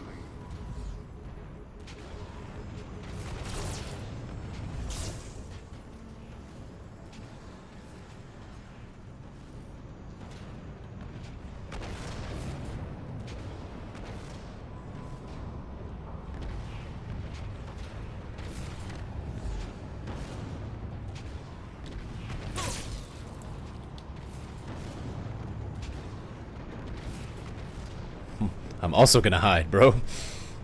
I think we both hiding. Profits buy your loyalty, Arbiter.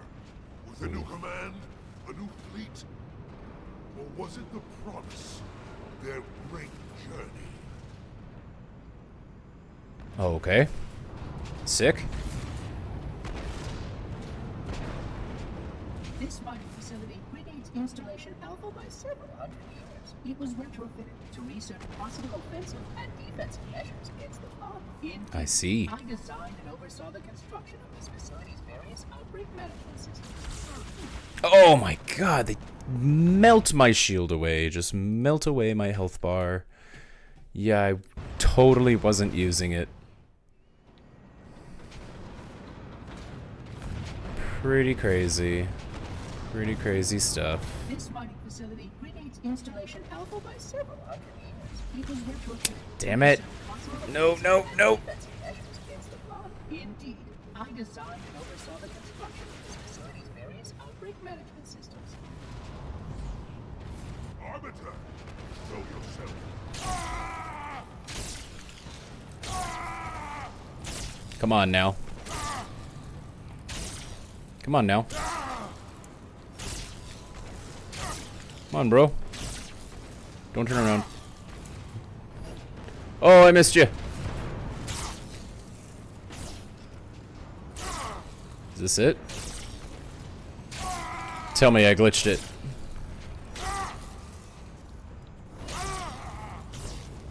There we go. Oh, that was a hologram. Look around you, Arbiter. This facility, and dozens like it devoted to the study of the parasite. But where are the weapons, Arbiter? What was the result? All that time and effort, and the best the Forerunners could do was put these foul creatures on ice. I guess that's, yeah, that's fair.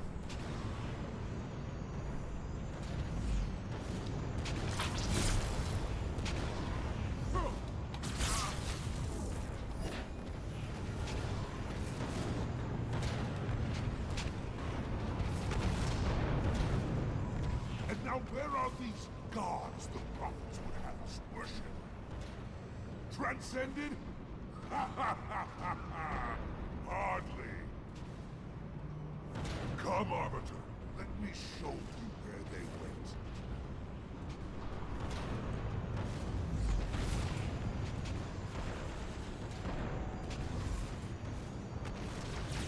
Oh no, no, no, no! Oh my god. I'm glad there are checkpoints throughout the fight, or else I'd be absolutely screwed here. Are you winning? Not really. Not really, to be perfectly honest with you, Rominator. But I'm thrilled you're here. I'm winning in a sense that I have supporters and audience members. Oh, hello! Oh, no. Damn your Don't worry, if I stand here, I'll be fine. I didn't believe it. I didn't believe it, but it was the great journey. This is the great journey. Oh my god, they're out of nowhere!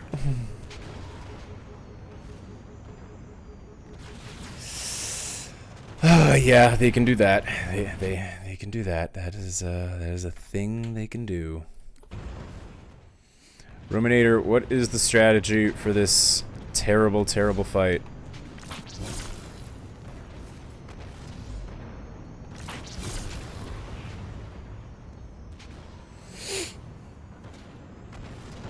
Knife to gunfight type shit, use gun. Really? I had a good strategy the first half of the fight using the sword. I'm doing the good old stealth and strike. Connecting the body to the high altitude suspension was the primary phase. I'm glad that someone is aware of the necessary Oh dear. the tether locally.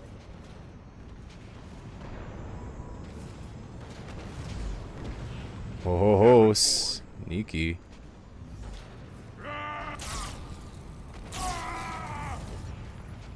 Oh, did I get him? Oh shit!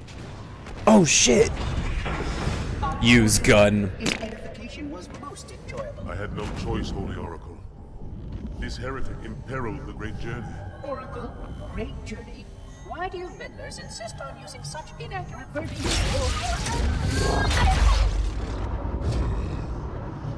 That is the Oracle. So it is. Come, we are leaving this system. Fair enough. Delta Halo. Okay, 207. 207, that's not so bad. That's not so bad. My controller won't stop vibrating.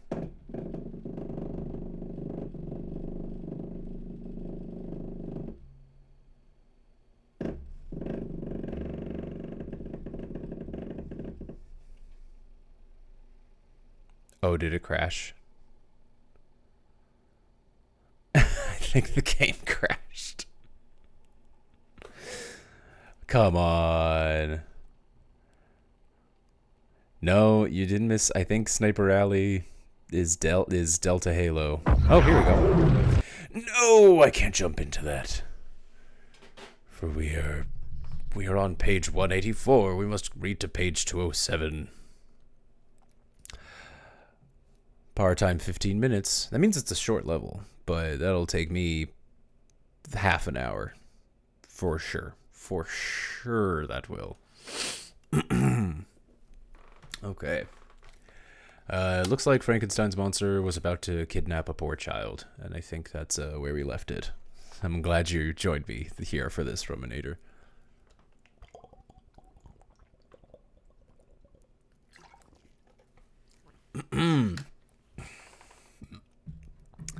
It's time to put on the gravelly Frankenstein voice. Actually, it's Frankenstein's monster voice. Urged by this impulse, I seized on the boy as he passed and drew him towards me. As soon as he saw my form, he screamed. "Child," I said, "what is the meaning of this? I do not intend to hurt you. Listen to me." He struggled violently. "Let me go," he cried. "Monster, ugly wretch, you wish to eat me and tear me to pieces. You are an ogre. Let me go, or I will tell my papa. My papa is an important man. He is Mr. Frankenstein. He will punish you." "Frankenstein?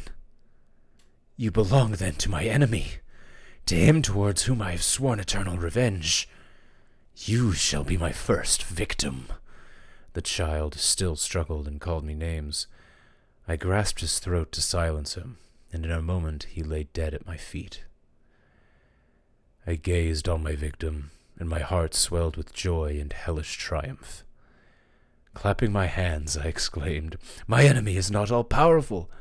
This death will make him unhappy, and 1,000 other miseries will torment and destroy him." God damn. Oh no, we don't need the illustration. That's not something we need. As I fixed my eyes on the child, I saw something glittering on his breast. I took it. It was a portrait of a lovely woman. For a few moments I gazed with delight on her dark eyes and her lovely lips. Presently, however, my rage returned. I remembered that I was forever deprived of the delights that such beautiful creatures could give.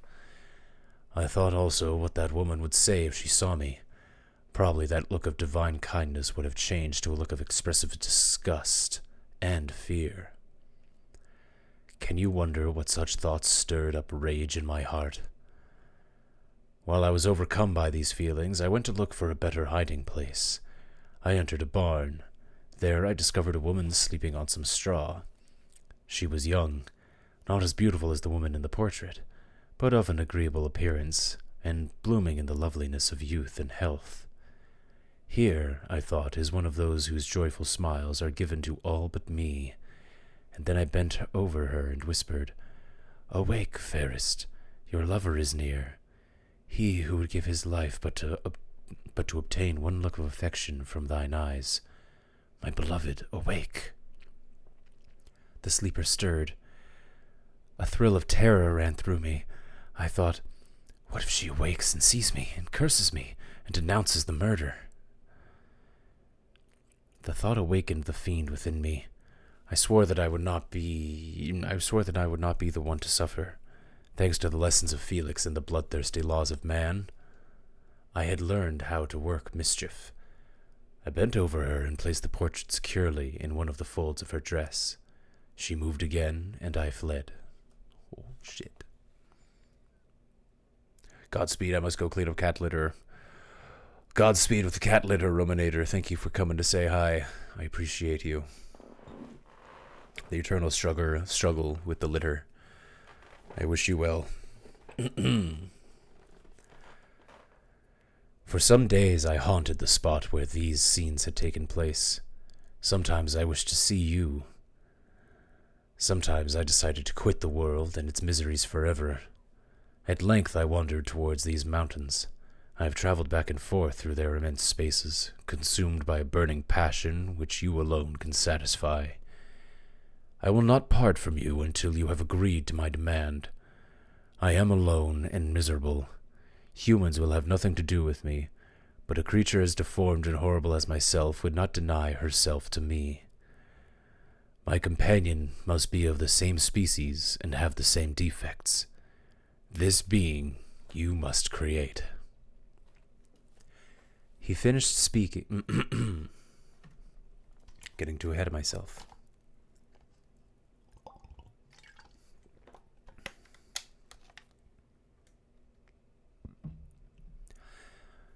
Chapter 17. He finished speaking and looked at me, expecting a reply. But I was confused and failed at first to understand what he wanted.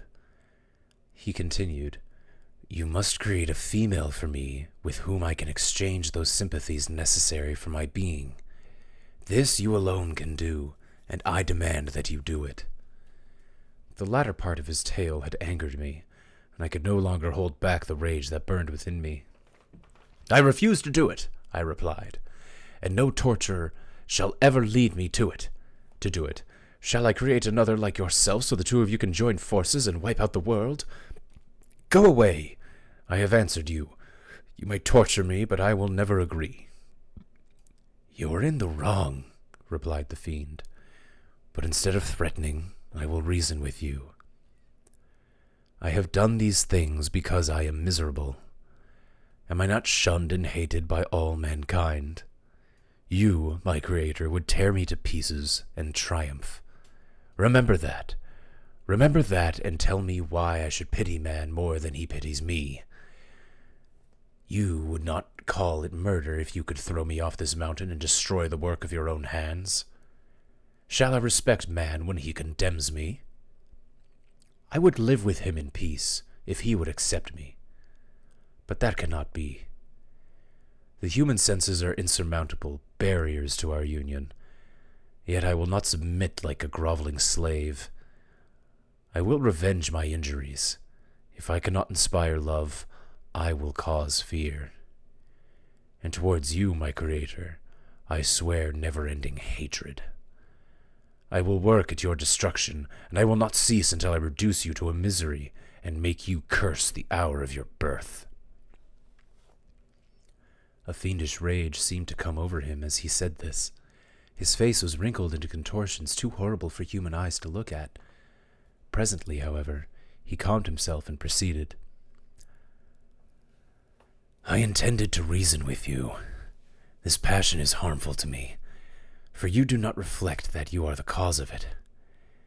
If any being felt emotions of kindness towards me, I would return those feelings 100 times. For that one creature's sake, I would make peace with all of mankind. But I am indulging in dreams of happiness that can never be realized. What I ask of you is reasonable. I demand a creature of another sex, but as hideous as myself. It is true, the two of us will be monsters, cut off from all the world, but for that reason we will be more attached to one another. Our lives will not be happy, but they will be harmless and free from the misery I now feel. Oh, my Creator, make me happy. Let me feel gratitude towards you for this gift. Let me see that I excite the sympathy of some existing thing. Do not deny me my request." I was moved. I shuddered when I thought of the possible consequences of agreeing, but I felt that there was some justice in his argument. His tale and the feelings he had expressed proved him to be a creature with feelings, and perhaps he was right. Did I, as his maker, owe him the portion of happiness that it was in my power to give? He saw my change of feeling and continued. "If you agree, neither you nor any other human shall ever see us again. We will go to the vast wilds of South America and live on acorns and berries. My companion will be of the same nature as myself, and will be content with the same food. We shall make our bed of dried leaves. The sun will shine on us and will ripen our food. We will live in peace, and you must feel that it would be cruel not to allow us such a harmless existence. You have been pitiless to me, but I now see compassion in your eyes. Let me seize the favorable moment and persuade you to promise what I desire." "You propose," I replied, "to fly from the lands of man, to live in wild places where the beasts of the field will be your only companions. But how can you, who long for the love and sympathy of man, survive in this exile? You will return to seek their kindness, and you will meet with their hatred. Your evil passions will be renewed, and you will then have a companion to aid you in the work of destruction. No, I cannot allow that to occur. Cease to argue the point, for I cannot agree." "How changeable are your feelings! A moment ago you were moved by my situation. Why then do you again harden yourself to my complaints? I swear to you, by the earth which I inhabit, and by you that made me, that, with the companion you provide, I will quit the world of man, and dwell in the most savage of places. My evil passions will vanish away, for I shall meet with sympathy. My life will flow quietly away, and in my dying moments I shall not curse my Maker." His words had a strange effect upon me. I felt compassion for him, and sometimes felt a wish to comfort him. However, when I looked upon him, when I saw the filthy mass that moved and talked, my heart sickened, and I felt horror and hatred.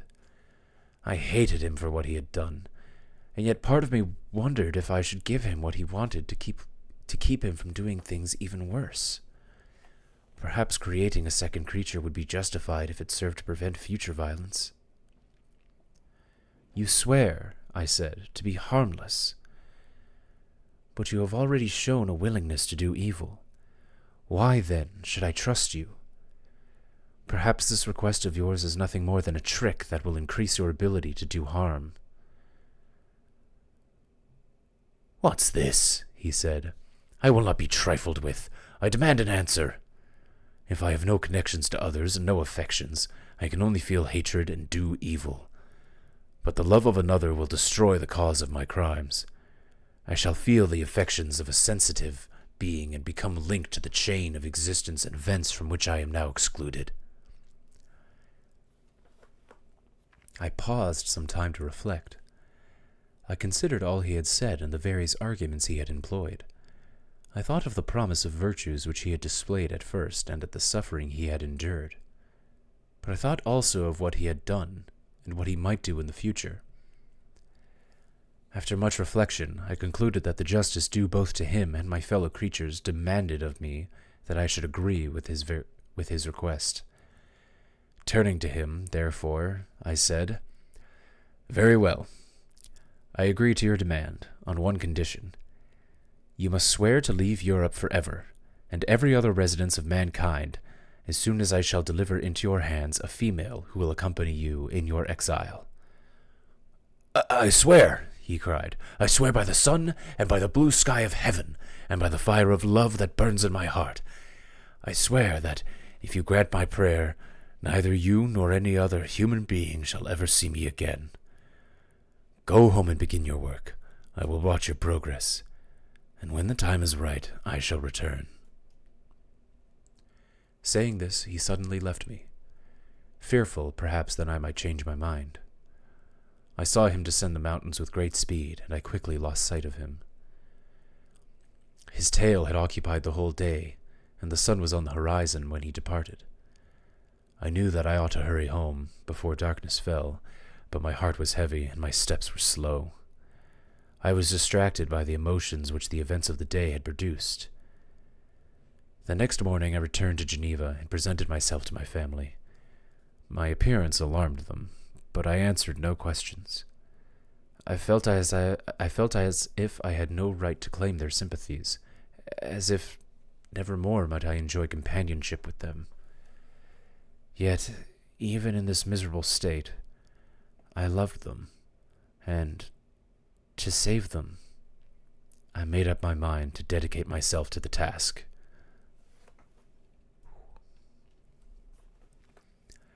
Chapter 18. Weeks passed. I found myself unable to start working on my assigned task. I had made a promise, but I was unable to overcome my repugnance for the task. In addition, I found that I could not create a female without once again devoting several months to profound study. I had heard of some discoveries made by an English philosopher that would be important for my project, and I sometimes thought of obtaining my father's permission to visit England, but I took no action. I made excuses of one sort or another to keep from beginning on the project. One day my father took me aside and spoke to me. I wish to speak with you about Elizabeth. I confess that I have always looked forward to your marriage to her as a source of comfort in my old age. The two of you were attached to each other from your earliest infancy.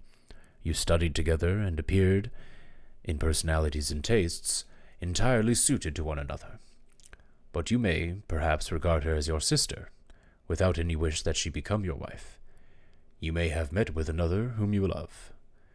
Father, set your mind at ease. I love my cousin tenderly and sincerely. My future hopes and prospects are entirely bound up in the expectation of our marriage. Ah, my dear Victor, it gives me great pleasure to hear this. If you feel this way, we shall surely be happy. However, present events may cast a gloom over us. But it is this gloom which appears to have taken so strong a hold of your mind of late that I wish to drive away. Tell me, therefore, whether you have any objection to an immediate marriage. I listened to my father in silence, and for some time could not reply. To me, the idea of an immediate marriage with my Elizabeth was upsetting. I was bound by a solemn promise I had not yet fulfilled, and yet dared not break. If I were to break my promise, all sorts of miseries might fall on me and those dear to me. Could I enter into a marriage with this deadly weight hanging around my neck? I felt I could not. I felt that I must keep my promise and let the monster depart with his companion before I could allow myself to enter into a marriage from which I expected peace. I felt that I needed to separate myself from my family and loved ones while working on the project.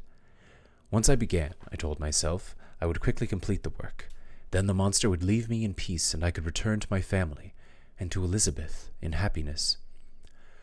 Or perhaps some accident might occur to destroy him and put an end to my slavery forever. These feelings guided me in my answer to my father. I expressed a wish to visit England, but I did not tell him the true reasons for this request. I had been unhappy for so long that he was glad to find that I was capable of taking pleasure in the idea of such a journey. He hoped that a change of scene would restore me entirely to myself. The length of my absence was left up to me. A few months, or at most a year, was what I had in mind. My father thought I should have a traveling companion and made plans for Henry Clerval to join me at Strasbourg. It was understood that my marriage to Elizabeth would take place as soon as I returned from England. My father urged me not to delay my trip. For myself, there was one reward I promised myself for my detested work, one consolation for my sufferings. It was the prospect of that day when, freed from my miserable slavery, I might claim Elizabeth, forget the past, and get married. I began making plans for my journey, but I was very anxious. During my absence, I would be leaving my family and friends alone and unguarded. They knew nothing of their enemy, and therefore could do nothing to protect themselves if he decided to attack them. But he had promised to follow me whenever I might go. So I thought he might follow me to England. That was dreadful in itself, but it comforted me to think that it would ensure the safety of my friends at home.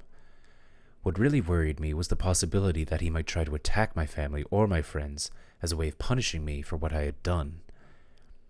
At the end of September, I set off with my chemical instruments and equipment.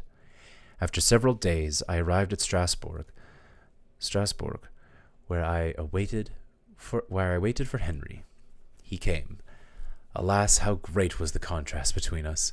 He was alive to every new scene, joyful when he saw the beauties of the setting sun, and even more happy when he saw it rise and introduce a new day. He pointed out to me the shifting colors of the landscape and the appearances of the sky. "This is what it is to live," he cried. "Now I enjoy existence. But you, my dear Frankenstein, why are you so sad?" In truth, I was occupied by gloomy thoughts, and neither saw the descent of the evening star nor the golden sunrise reflected in the Rhine. And you, my friend, would be far more amused with the journal of Henry, who observed the scenery with an eye of feeling and delight, than in listening to my gloomy thoughts. I was a miserable wretch, haunted by a curse that seemed to close off every possibility of enjoyment. We'd agreed to sail down the Rhine from Strasbourg to Rotterdam, and then take ship for London. During this voyage, we passed many willowy islands and saw several beautiful towns. We stayed a day at Mannheim, and on the 5th day, after our departure from Strasbourg, we arrived at Mainz. We saw many ruined castles standing on the edges of cliffs, surrounded by towering black woods. We traveled at harvest time and heard laborers singing as they picked grapes in the vineyards. Henry delighted in the journey, and even I, depressed in mind and troubled by gloomy feelings, was pleased. I gazed up at the cloudless blue sky and seemed to drink in a tranquillity to which I had long been a stranger. And if these were my sensations, who can describe those of Henry? He was a being formed to respond to the poetry of nature. Ah, Henry, beloved friend, even now it delights me to think of you and to give you the praise you deserve. Pardon me for these comments. They are only words, but the words soothe my heart and help me to cope with painful memories. I will continue with my tale. After Cologne, we came to the lowlands of Holland and arrived a few days at Rotterdam. From there we proceeded by sea to England.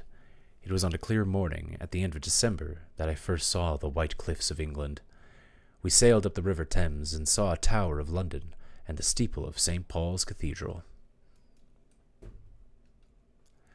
Chapter 19.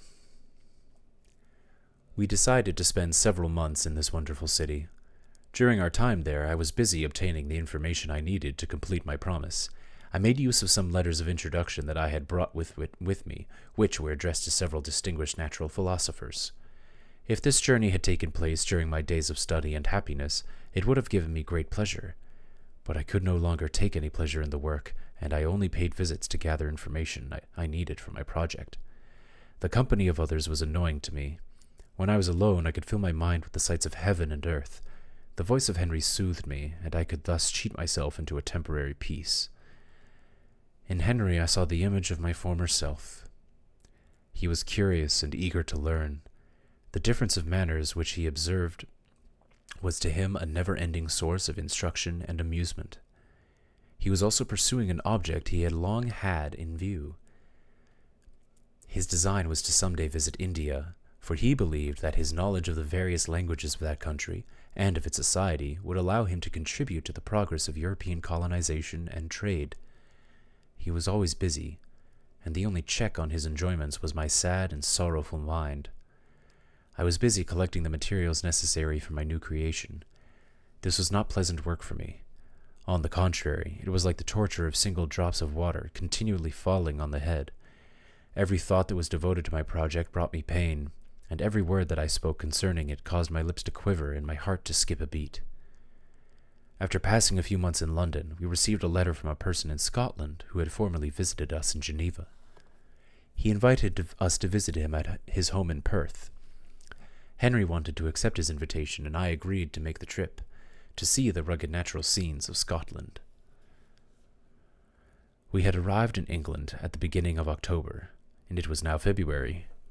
We decided to begin our journey to the north at the end of the next month. We did not intend to follow the highway to Edinburgh. Instead, we planned to visit Windsor, Oxford, Matlock, and the Cumberland Lakes, and arrive in Scotland about the end of July. I packed up my chemical instruments and the materials I had collected, promising myself that I would finish my work in some out-of-the-way location in the north of Scotland. We left London on the 27th of March and spent a few days at Windsor. We rambled in its beautiful forest and admired the majestic old oak trees and the herds of stately deer that grazed there. From there we went on to Oxford. The spirit of ancient times lives on in Oxford. The colleges are ancient and picturesque. The streets are magnificent, and the lovely river Isis, which flows beside the city, reflects the majestic towers, spires, and the domes of Oxford. I enjoyed this scene, and yet my enjoyment was embittered both by the memory of the past and by concerns about the future. I was formed for peaceful happiness. During my youthful days, unhappiness never visited my mind. But now I am a blasted tree. It is as if a bolt of lightning has blasted my soul. In that ancient city, I felt like a miserable spectacle of wrecked humanity, pitiable to others and intolerable to myself. We left Oxford and proceeded to Matlock. The country around this village resembles the scenery of our native Switzerland, but everything is on a smaller scale. The green hills are not crowned by distant white mountains, as they are in my native country. We visited a wondrous cave and saw some interesting examples of natural history. Still journeying northwards, we passed 2 months in Cumberland and Westmoreland. Here also we made some acquaintances, who almost managed to make me happy. Henry's delight was much greater than mine. His mind expanded in the company of men of talent. I could pass my life here, he told me. However, we had to continue on our travels. I had now neglected my promise for some time, and I began to worry what the monster might do. It occurred to me that he might still be in Switzerland, taking out his anchor on my relatives.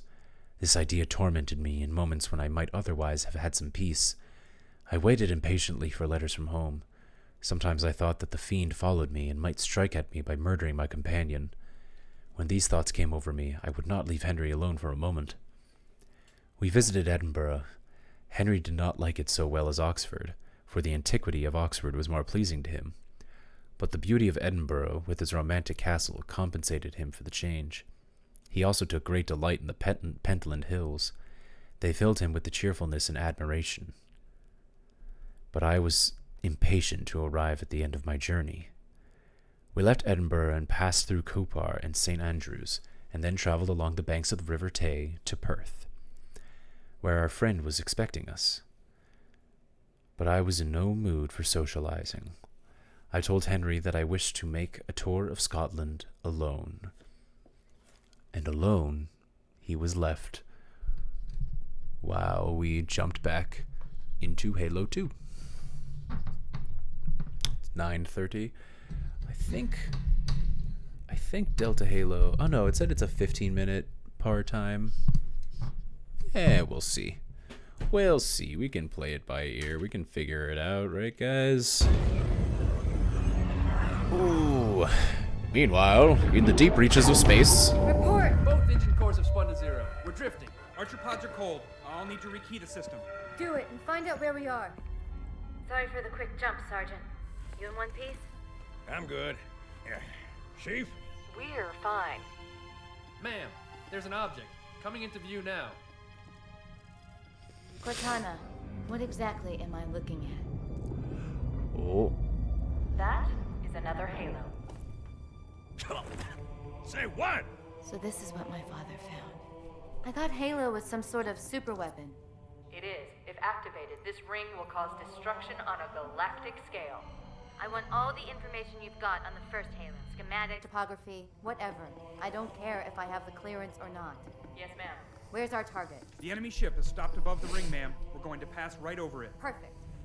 Given what we know about this ring, it's even more important that we capture the Prophet of Regret. Find out why he came to Earth, why he came here. Chief, take first platoon. Hard drop. Secure our landing zone. Sergeant, load up 2 flights of Pelicans and follow them in. Aye, aye, ma'am. Until I can move and fight, I'm going to keep a low profile. Once you leave the ship, you're on your own. Understood. Over the target in 5. Hang on to your helmet. There we go.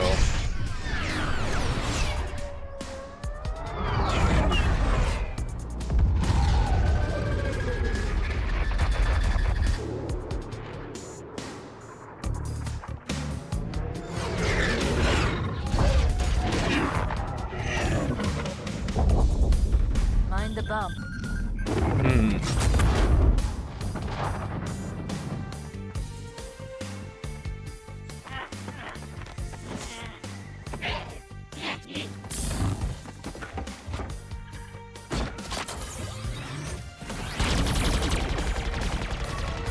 What's that gonna do?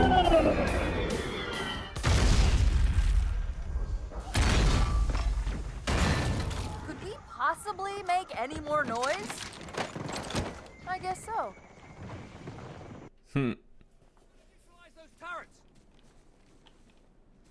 Oof. Man, the remastered levels look absolutely nothing like the remastered cutscenes. I don't know if I just have the graphics on a super low. Hey, bro, I need your... Yeah, I need that. I need that real bad.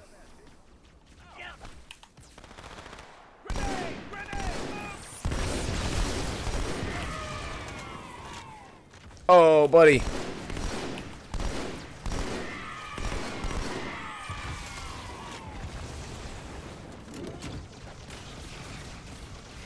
Oh dear.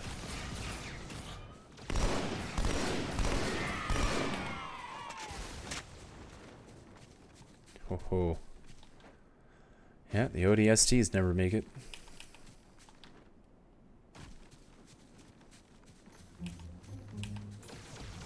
Oh boy.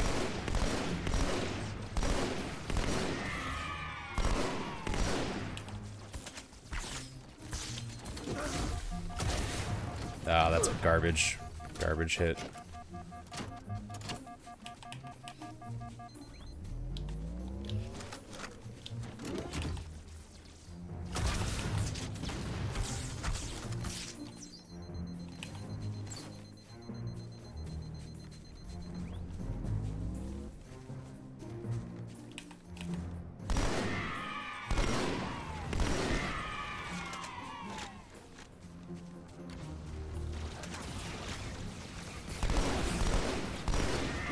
Oh boy. That's just the first one. That's just the first one we need. 208, we're feeling great.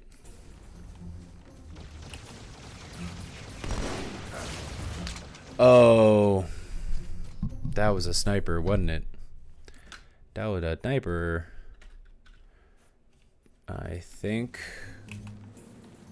I may have found myself in Sniper Alley.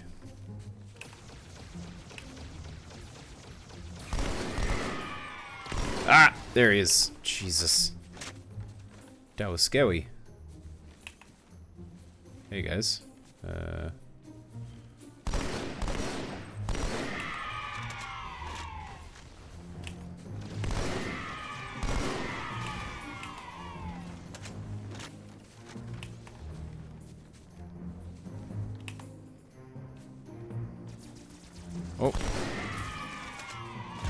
Hate that.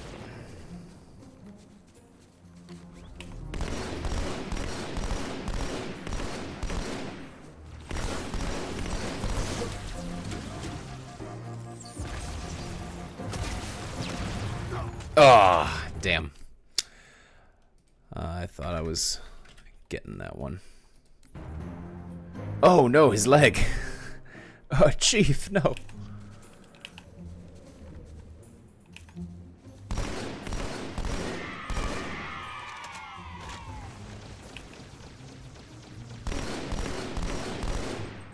Alright.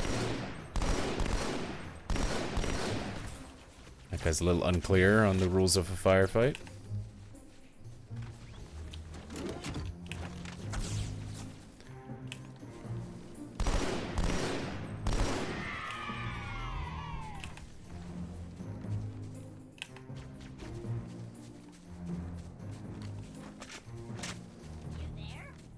You there?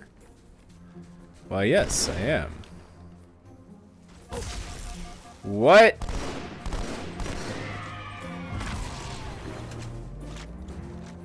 Checkpoint, but where the hell did I get hit from? Oh, okay. Oh, okay.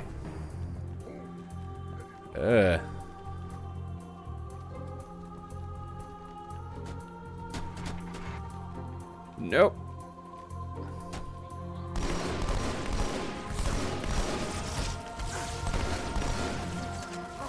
No, damn you.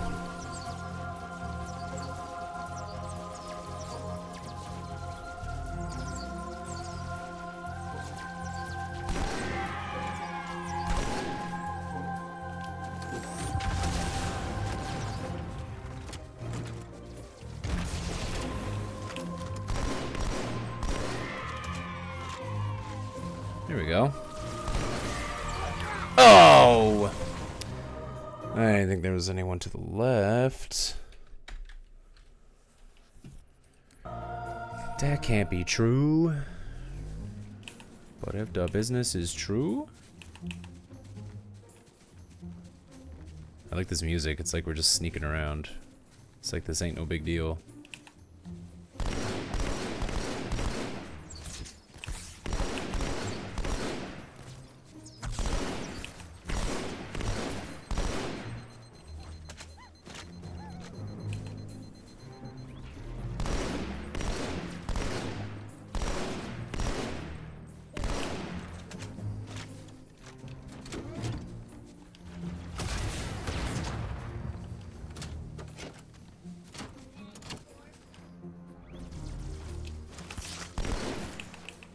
Come on.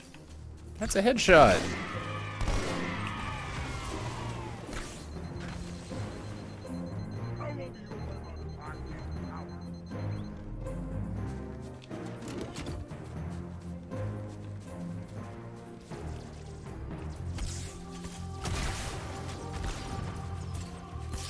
Artillery disabled, Sergeant.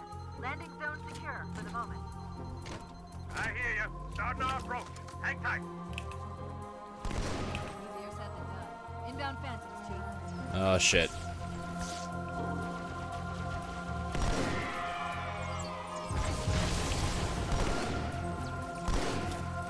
Okay, nice. Remember there's ammo over here.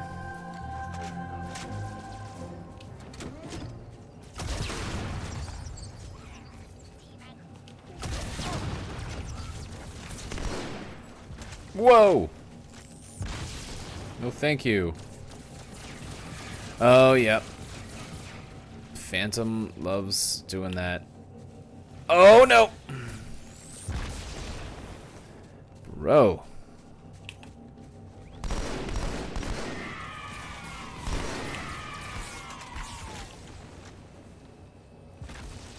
Oh my goodness. Eh, we're back on Halo.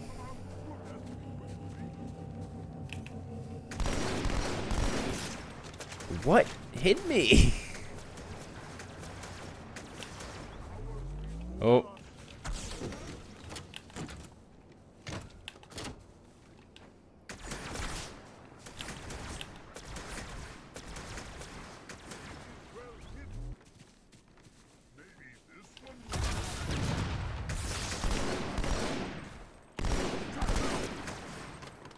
Yoink.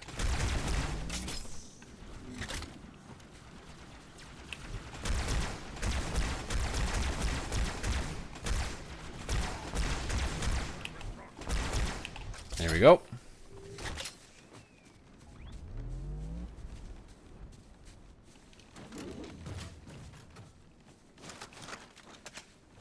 Oh. Hey, guy. Oh, no. He did not like that.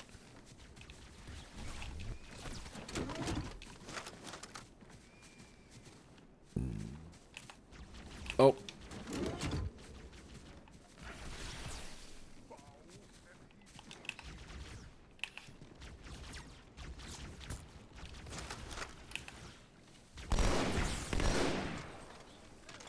God damn. Oh, of course.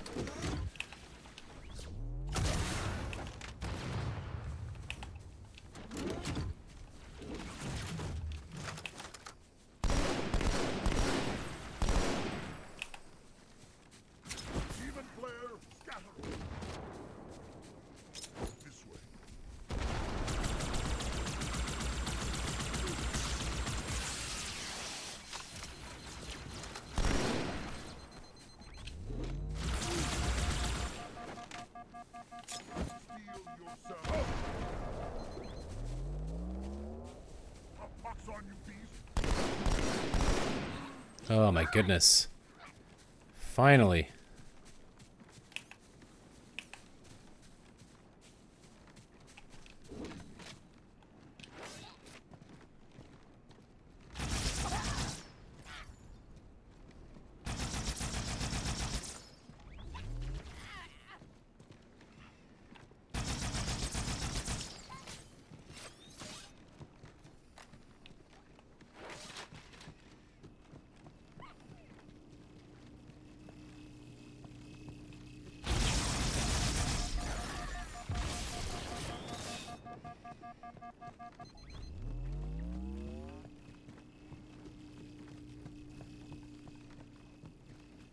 Oh! You son of a bitch. He was waiting for that.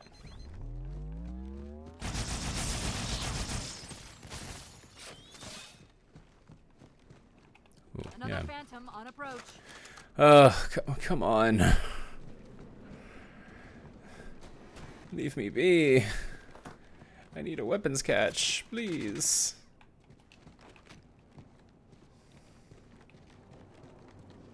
This will be fine.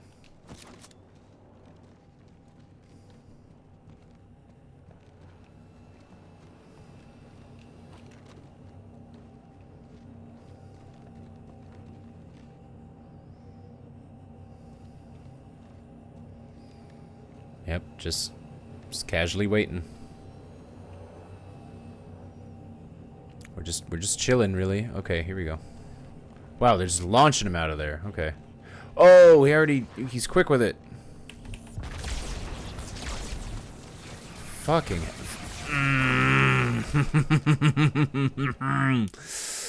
Phantom cannons. Might be my least favorite thing in Halo, period. Ah!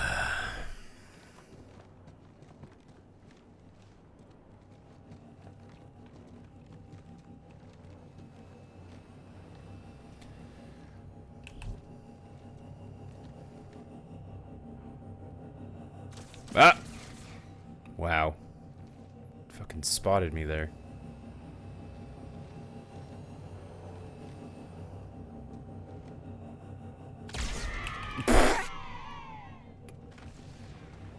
Sorry, I think that's kind of cracked.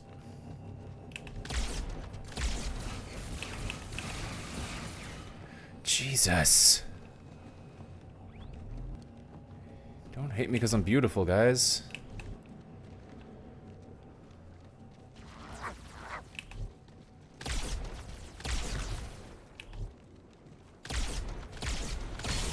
Wow, no way a grunt tanks 2 beam rifle shots.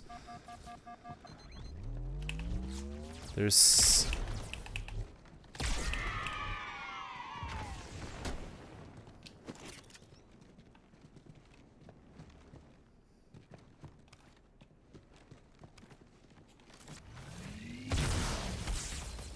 What?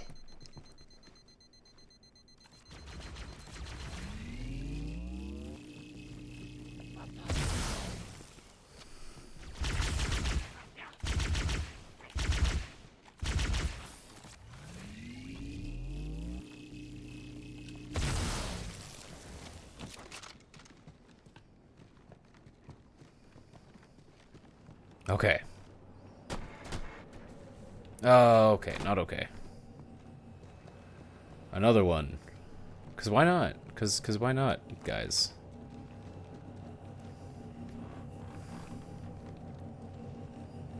I plays the Arbiter, all the elites live. Man, if there is a micron of me out of cover, those cannons are gonna find it.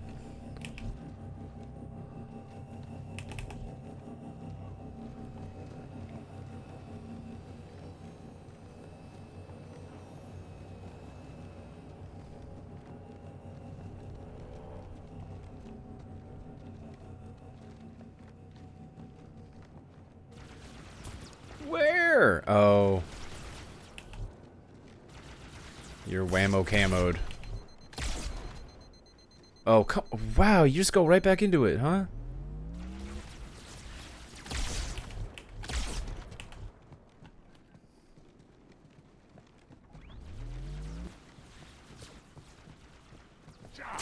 Ah!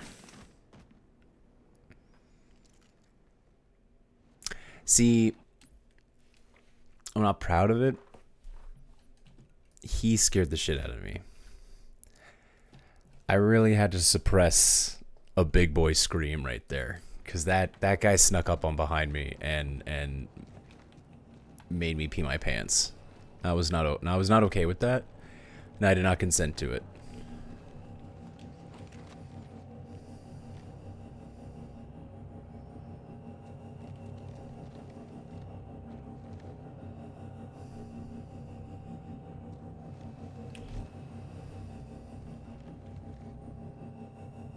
Come on, let's get some air movement. Oh, I dropped him down already. Shit.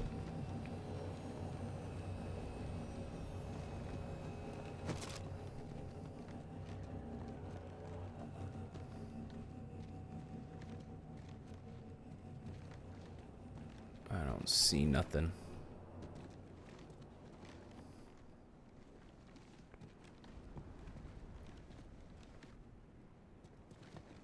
Ah.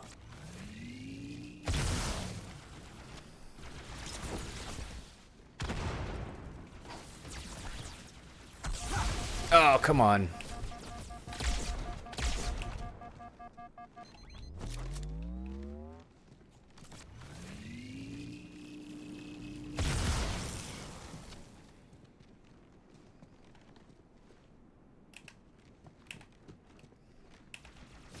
Oh, okay.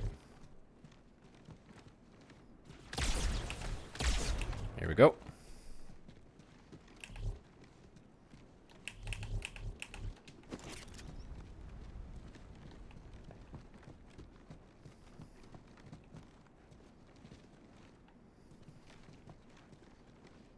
Where'd you go?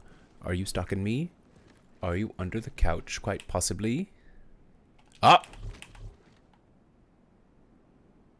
Bro. Homie. Yeah, that's what you get. Hold here until the Pelican arrives, Chief. Please tell me the Pelican is the next thing that's coming. Oh my god, thank god. Bro. No one else survived. Homies.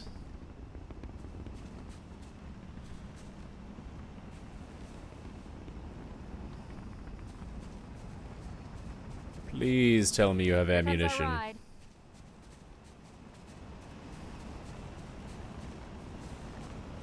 Oh yeah. I got a good view coming in. There's a big building in the middle of this island's lake. I saw it too. It looked like a temple. If I were a megalomaniac, and I'm not, that's where I'd be.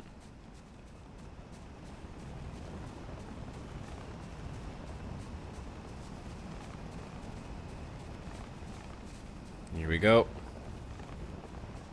Nice and easy. Bring it in. Bring it in. Nice and simple. Oh, ho, ho, ho, ho, ho. Music starts. Music starts as soon as we touch down. Here, let's see.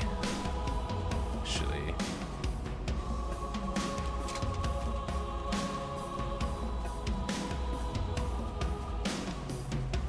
Alright, y'all. Hop in. Oh! Oh, you're good, you're good. Oh, wait, they've already got a sniper in there in passenger seat. Actually, that might be enough. That might be enough. I'm gonna put this away. Gonna grab this instead.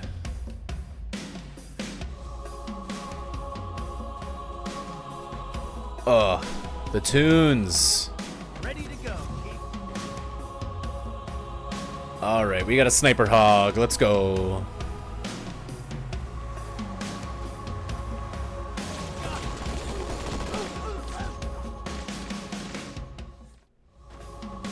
No! No! Wow. Okay, that took him no time at all.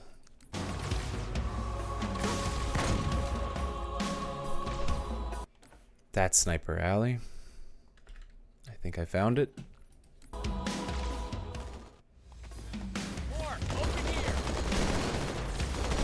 Oh my god. Oh man. Okay, Sniper Alley is... Sorry. Sniper Alley, we're gonna finish the book. Oh, Rominator. Rominator, we made it. We made it to Sniper Alley, Rominator.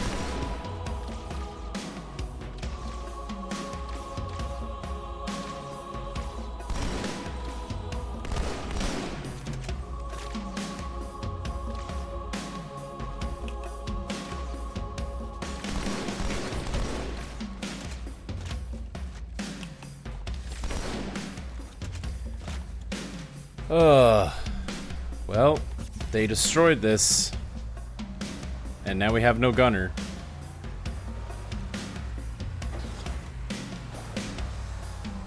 You wanna hop out? Ha. Here, Sarge. Kicking ass in outer space. Wish you were here. Ha. I heard that, jackass.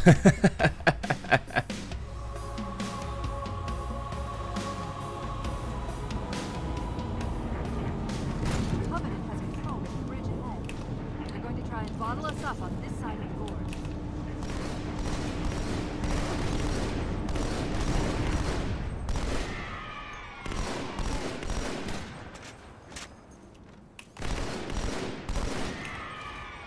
Oh shit. Yo, I'm out of ammo. Spot me.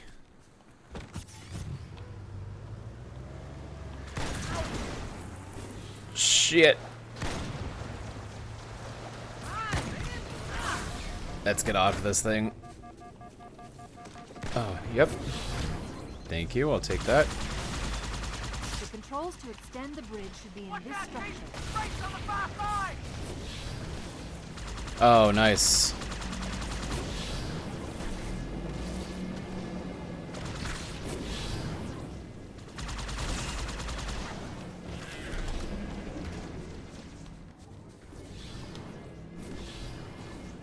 Come on, buddy. Come on, buddy. Be honest with yourself. Thank you. Oh. That's alright, I'd hide from me too.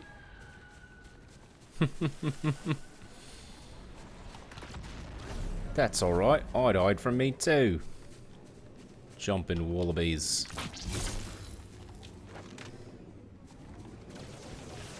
Ugh.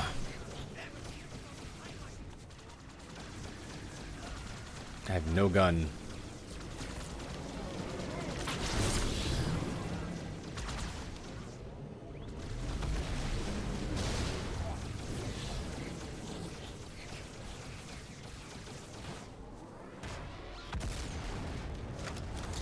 Oh boy! That would have been fun.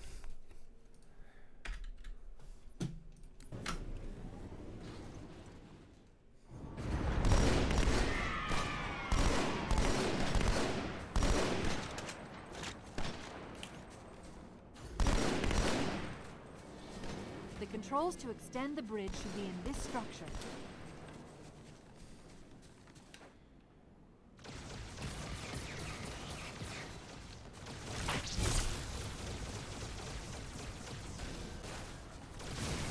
Watch out, Chief. Wraiths on the far side. What?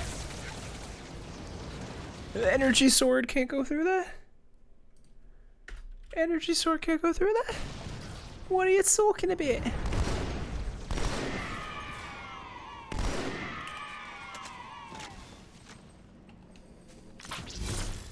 Alright, come here. Nope, no, don't. Extend the bridge should be in this structure. Why did I just stand there, bro?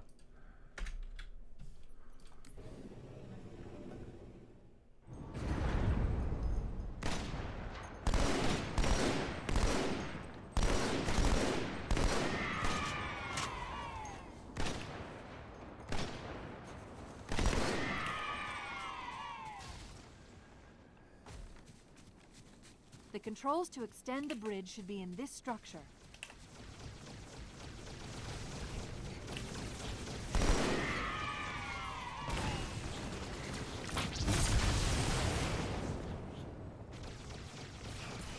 Watch out, Chief. Wraiths on the far side.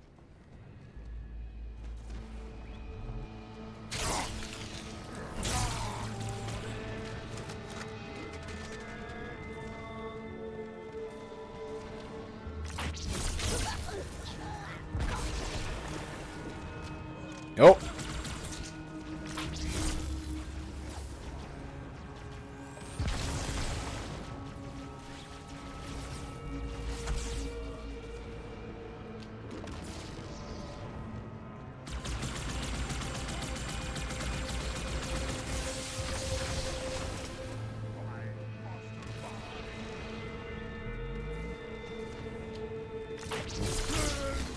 Nice.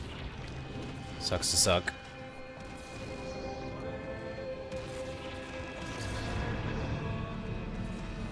I shall extend the bridge. Oh, we'll get some lore here. Let's get some lore. I want it. Give it to me.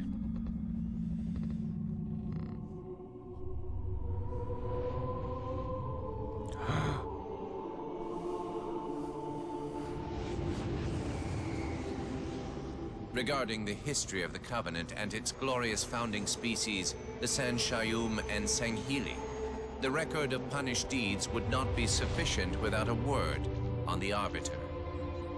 Not the consignment of shame that it is currently, but what came before. The legendary warriors of Sanghili past. That sounds like, Sunwon show? What's his name? Long before the Covenant, the Sanghili ruled their world with pride and vigilance, surviving the perils of both land and sea. Okay. These were the arbiters of old, part king, part judge, warrior rulers, unlike any of which would follow. When we arrived on their frontier world of Ulgathon, the cost of life was severe. Led by a mighty arbiter, the Sanghili resisted our intriguement with ruthless force, leading to decades of war.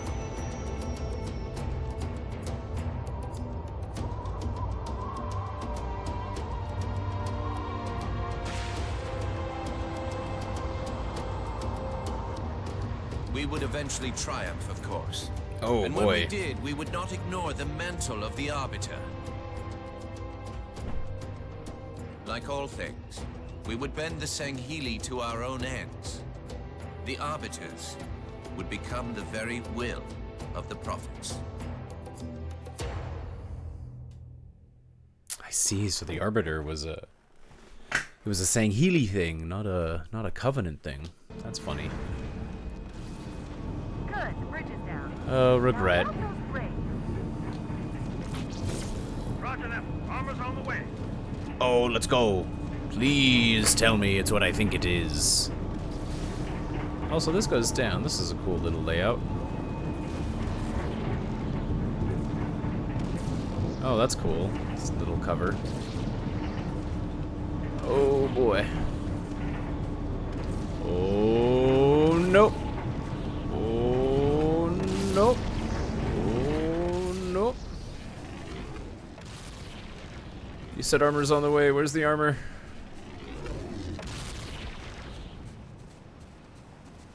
Oh. Let's go. That's what I wanted. Hop on, boys. We're going to kill some aliens.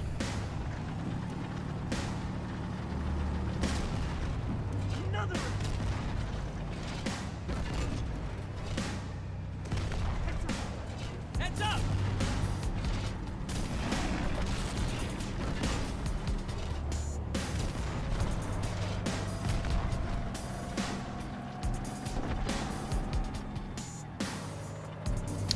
Here we go. Oh. Bro.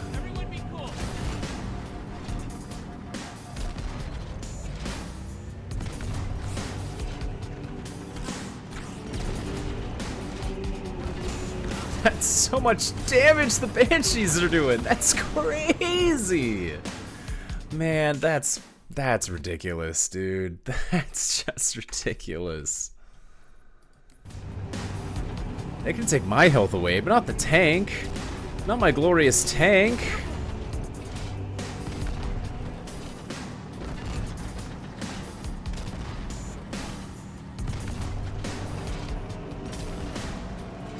Oh no.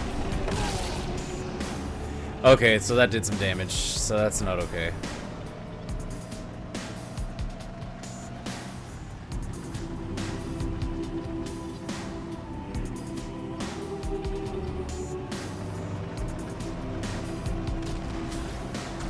No.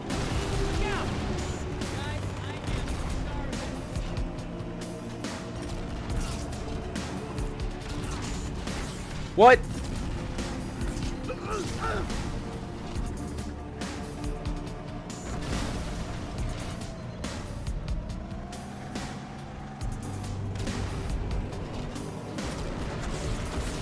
What?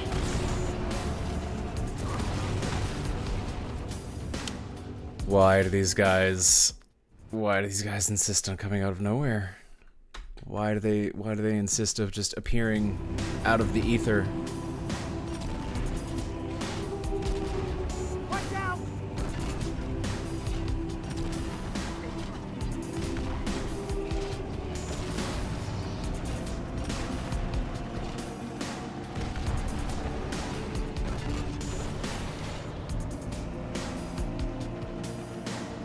Okay.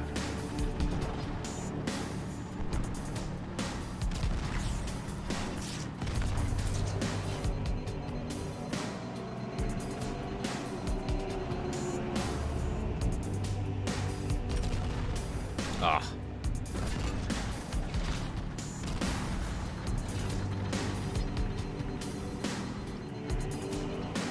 Okay, third.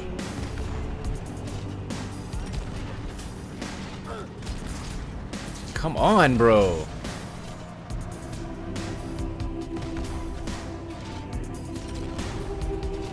There we go. Ugh. Okay, 4 Banshees. Are they just gonna keep coming? God, I hope not. I'm guessing the ghosts come out of that tunnel.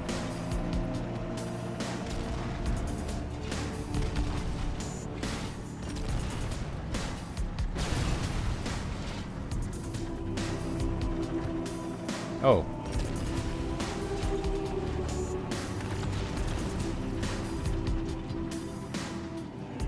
The chief. No! Every time I look away!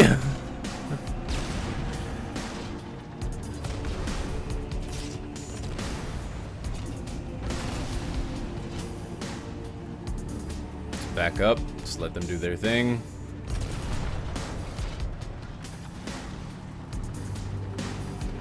Every time I look away or I try to like make some commentary, I get jumped again. That's so wild. Oh good, checkpoint. And I still have the tank.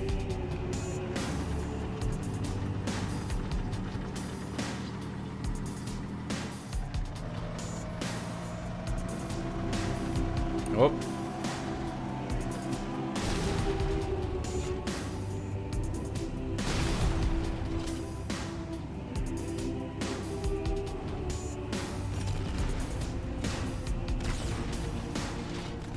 Oh yeah, I forgot about this. I always forget about the chain gun. The doy.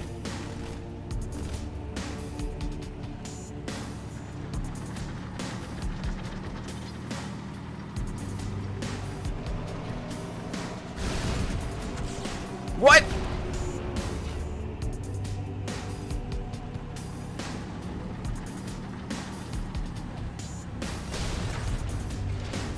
Okay. Okay. There's no, like, why did he survive all those shots? Is this just what legendary is? I hate this. I guess, yeah, 221 deaths. Oh, boy.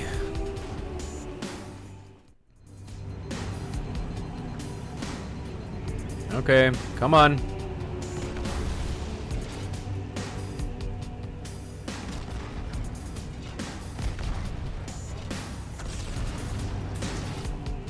Nope, get, there we go.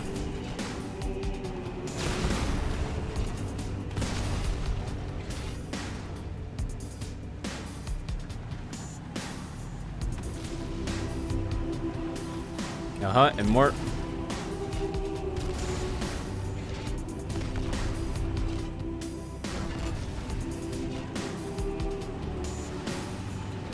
Come on. Bro, oh my god. The worst developers in the world. Absolutely heinous, heinous crimes hiding those guys there.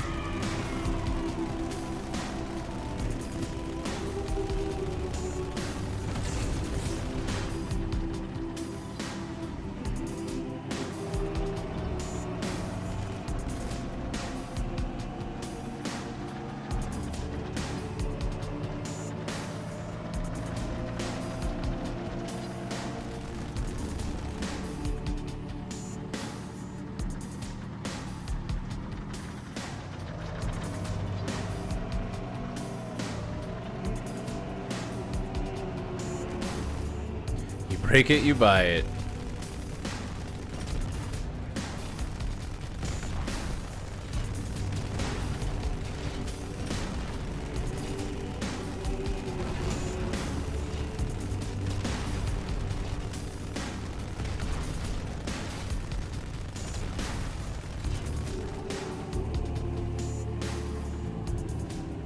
Where are those ghosts? I see them. This is a good sniper tank moment.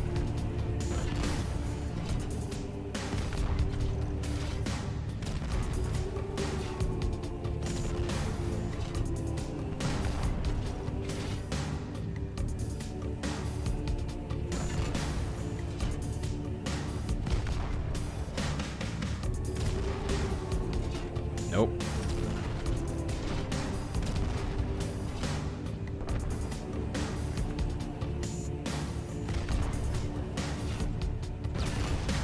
Nope.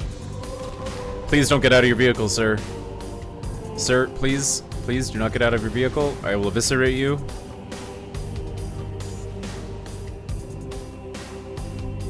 Okay. Oh.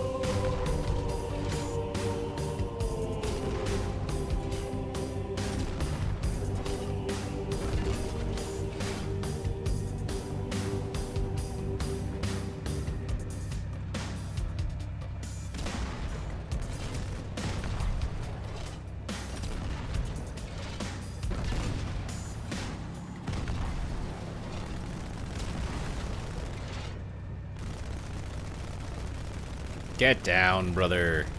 Get down. No, sir. And more ghosts.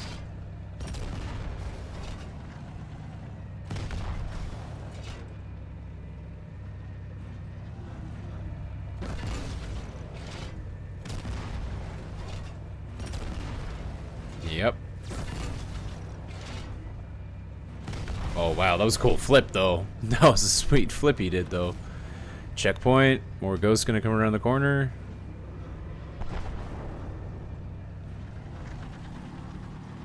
Are we... Oh. We are not good. Nope. Okay, no, we're fine. Oh. No! Oh my god, my poor tank.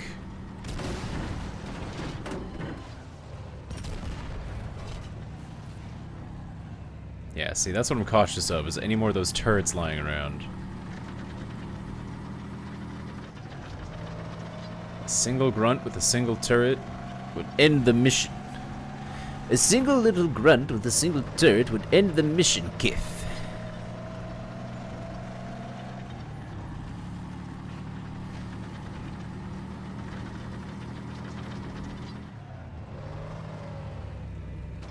I do kind of want to scour for some resources. I want a carbine. I just want a carbine. Get your ammo on me, baby. Get your ammo on me, baby. I just want a carbine. Well, that's fine.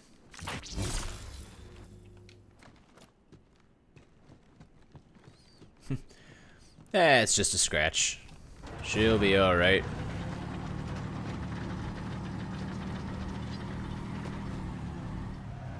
Oh! I see you.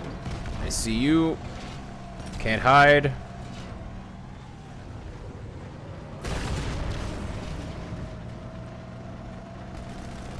Is that a ghost? Oh, it was.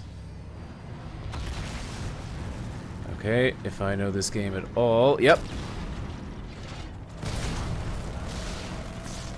Ah, I should not go uphill. I can't aim down steep enough.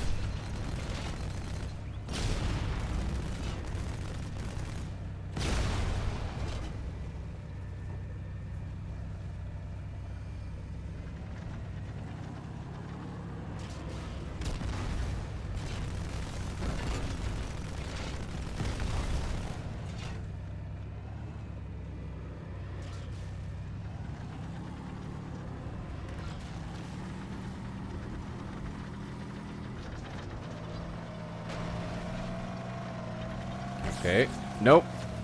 Okay, I'm just getting out. Just getting out, bro.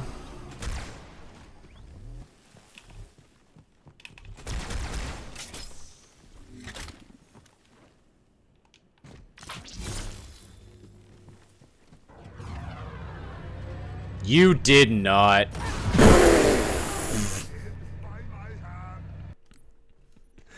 I have played a lot of Halos. I've never, ever seen any of the Covenants, any of the races of the Covenant use any of the human vehicles or transport. Never, not in multiplayer, never in the campaign, had I ever seen something like that.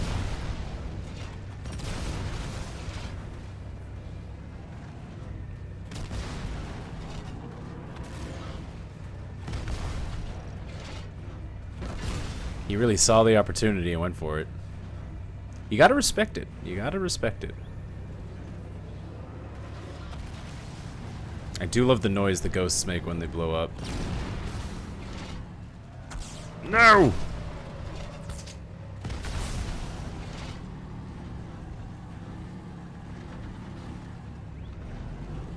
Yeah, just leave them be. Let them do their thing.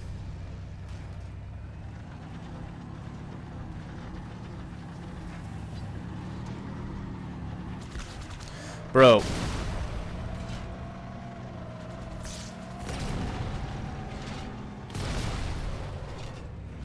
What? Is this tank working?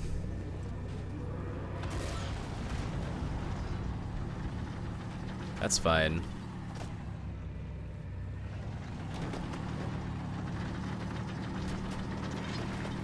Okay, yeah. So last time, dude just like hopped out. I think we're okay, and I don't like looking, or I don't like not looking where I'm supposed to be going. Okay, checkpoint. Ah!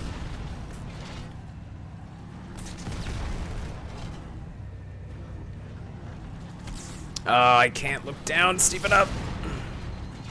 Here we go. We're okay. Come on up. Easy. Nope. Nope.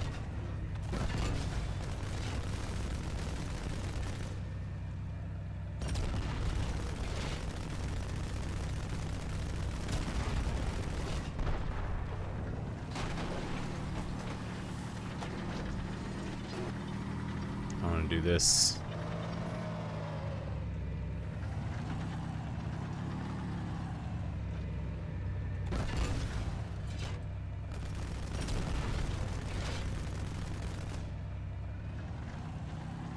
Careful, we're coming up on another structure.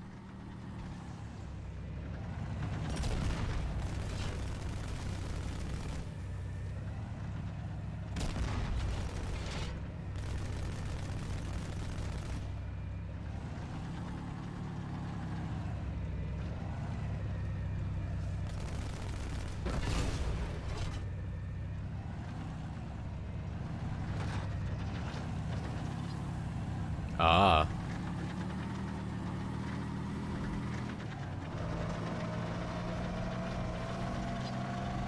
These are some cool ruins. Oh. Nope, never mind, I take it back. These ruins suck.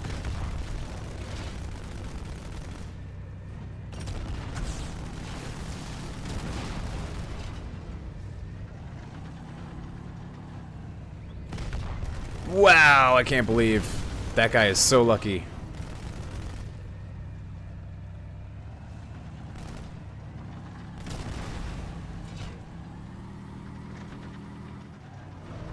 Checkpoint done. That means there's 2 more ghosts. They're gonna send over. Nope, it doesn't mean that though.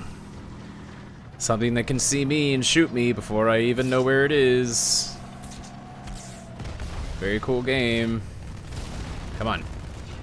Oh, that was sick. No!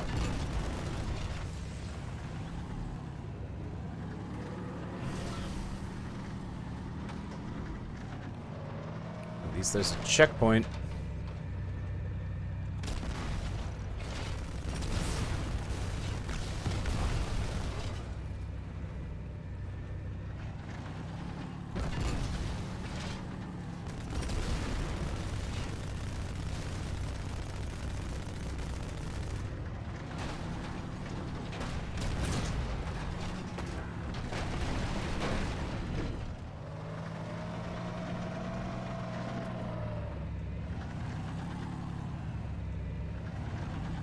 Hmm.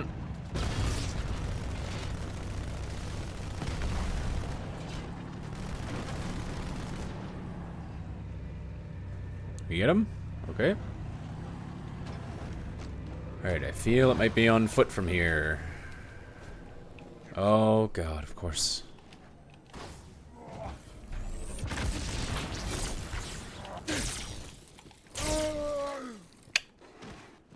You don't mess with humanity, sonny.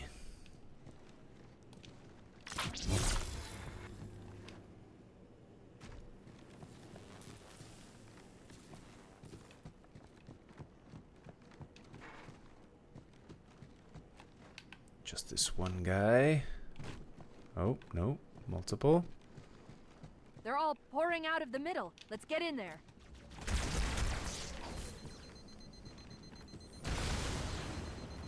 They're getting in the tank. Pelican inbound.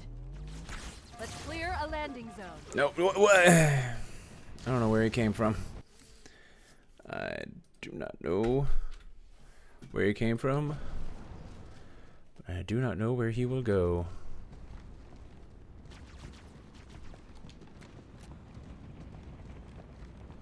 Pelican inbound. Let's Ah. clear a landing zone. Ah. Man. 220. Whoa. 224. And I'm ready for more. Okay, I'm looking the wrong way. Oh, that's it. Pelican inbound. Let's clear a landing zone. Man. Oh. That was a good firefight.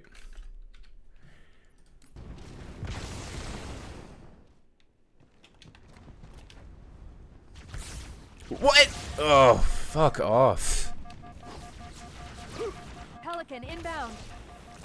Let's clear a landing zone. My God. I'm tired of hearing her say that. I'm gonna be so honest. We go back to the tank. Tank strat. It'll save our lives. Pelican inbound. Let's clear a landing zone.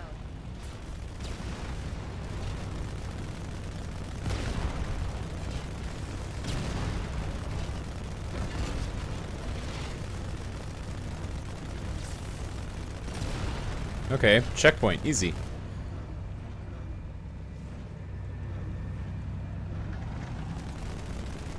That can't reach me. You got weak arms, son.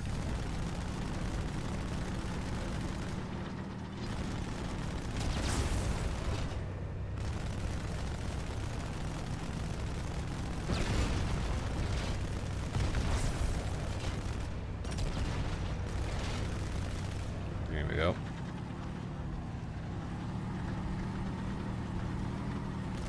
Dude, how? I swear to God, he keeps dying and getting back up. Hey, let's go, boys. And you know what? They definitely want me to go that way. And so that way, I shall go. Did any of them have carbines? These guys? Nah. Dang it. Well, maybe he'll make better use out of this. Sir, it's got a full clip. Oh, let's go. A rifle. Maybe I'll take a sniper. I'll take a cheeky sniper. Got ammo for it. Yeah. Oh, let's go. Yeah. Homie's in the ghost. Love it. Love to see it. Are we going in the center? The Covenant holed up in the middle of this structure. We need to clear them out. Okay, that's what I thought.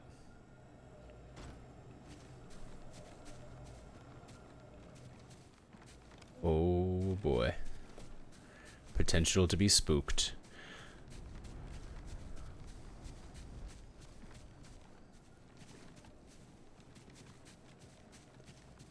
Maybe the entrance was up top?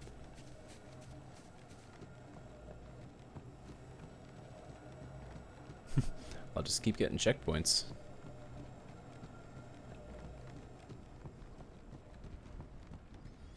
Bravo team, move out. That's you guys. That's your Bravo team. Oh.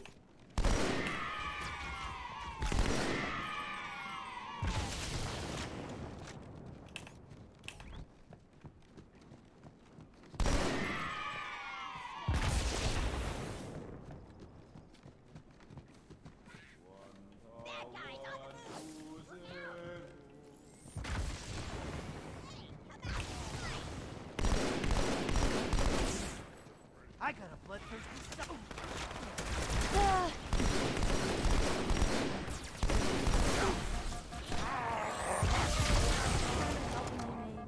Nice. Stupid alien.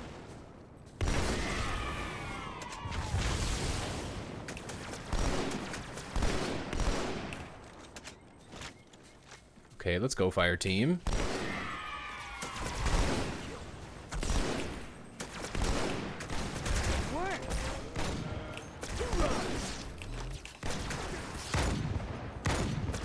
Yeah, get out of here.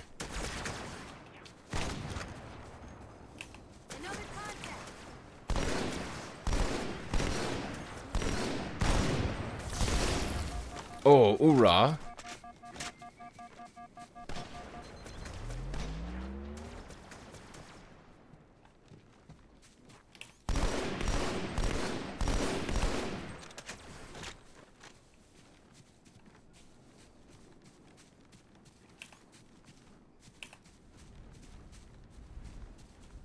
Yep, here they come.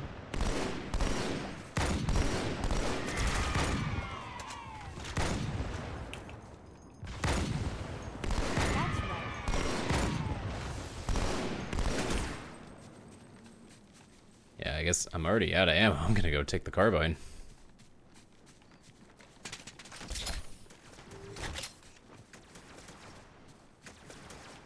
Yeah, it's the spirit, boys. Get 'em. Get 'em.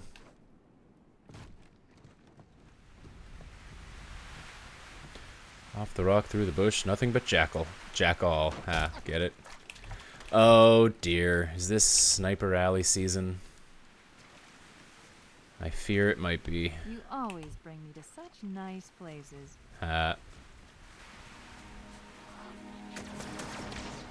Oh, yep.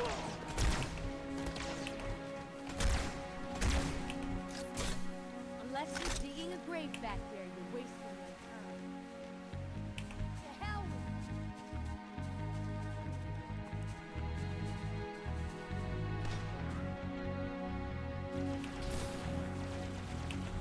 I saw movement behind that tree.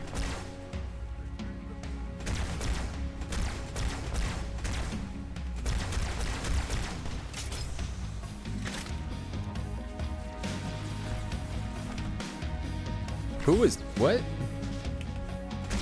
I think they're trapped in the floor. Okay.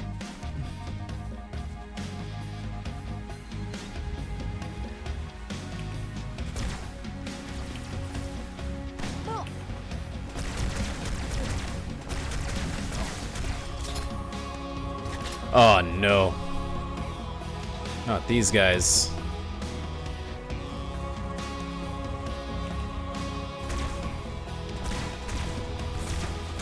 Not the buzzards.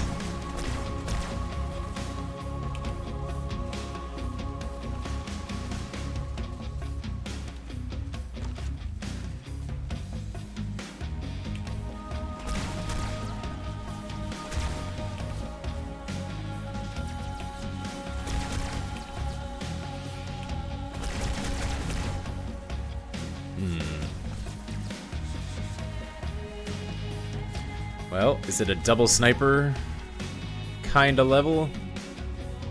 Oh, I thought there was another beam rifle over here. Oh, oh, look at that. That's nice.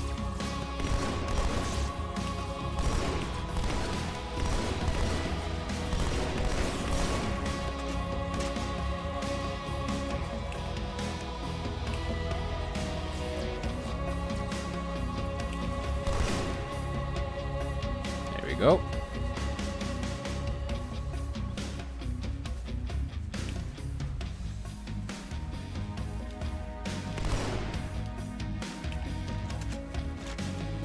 Oh boy.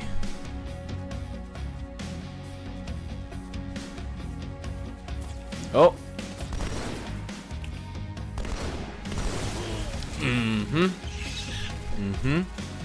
Oh boy. Marines only lasted for like 2 minutes. Oh, it is almost 10:30. Dang it.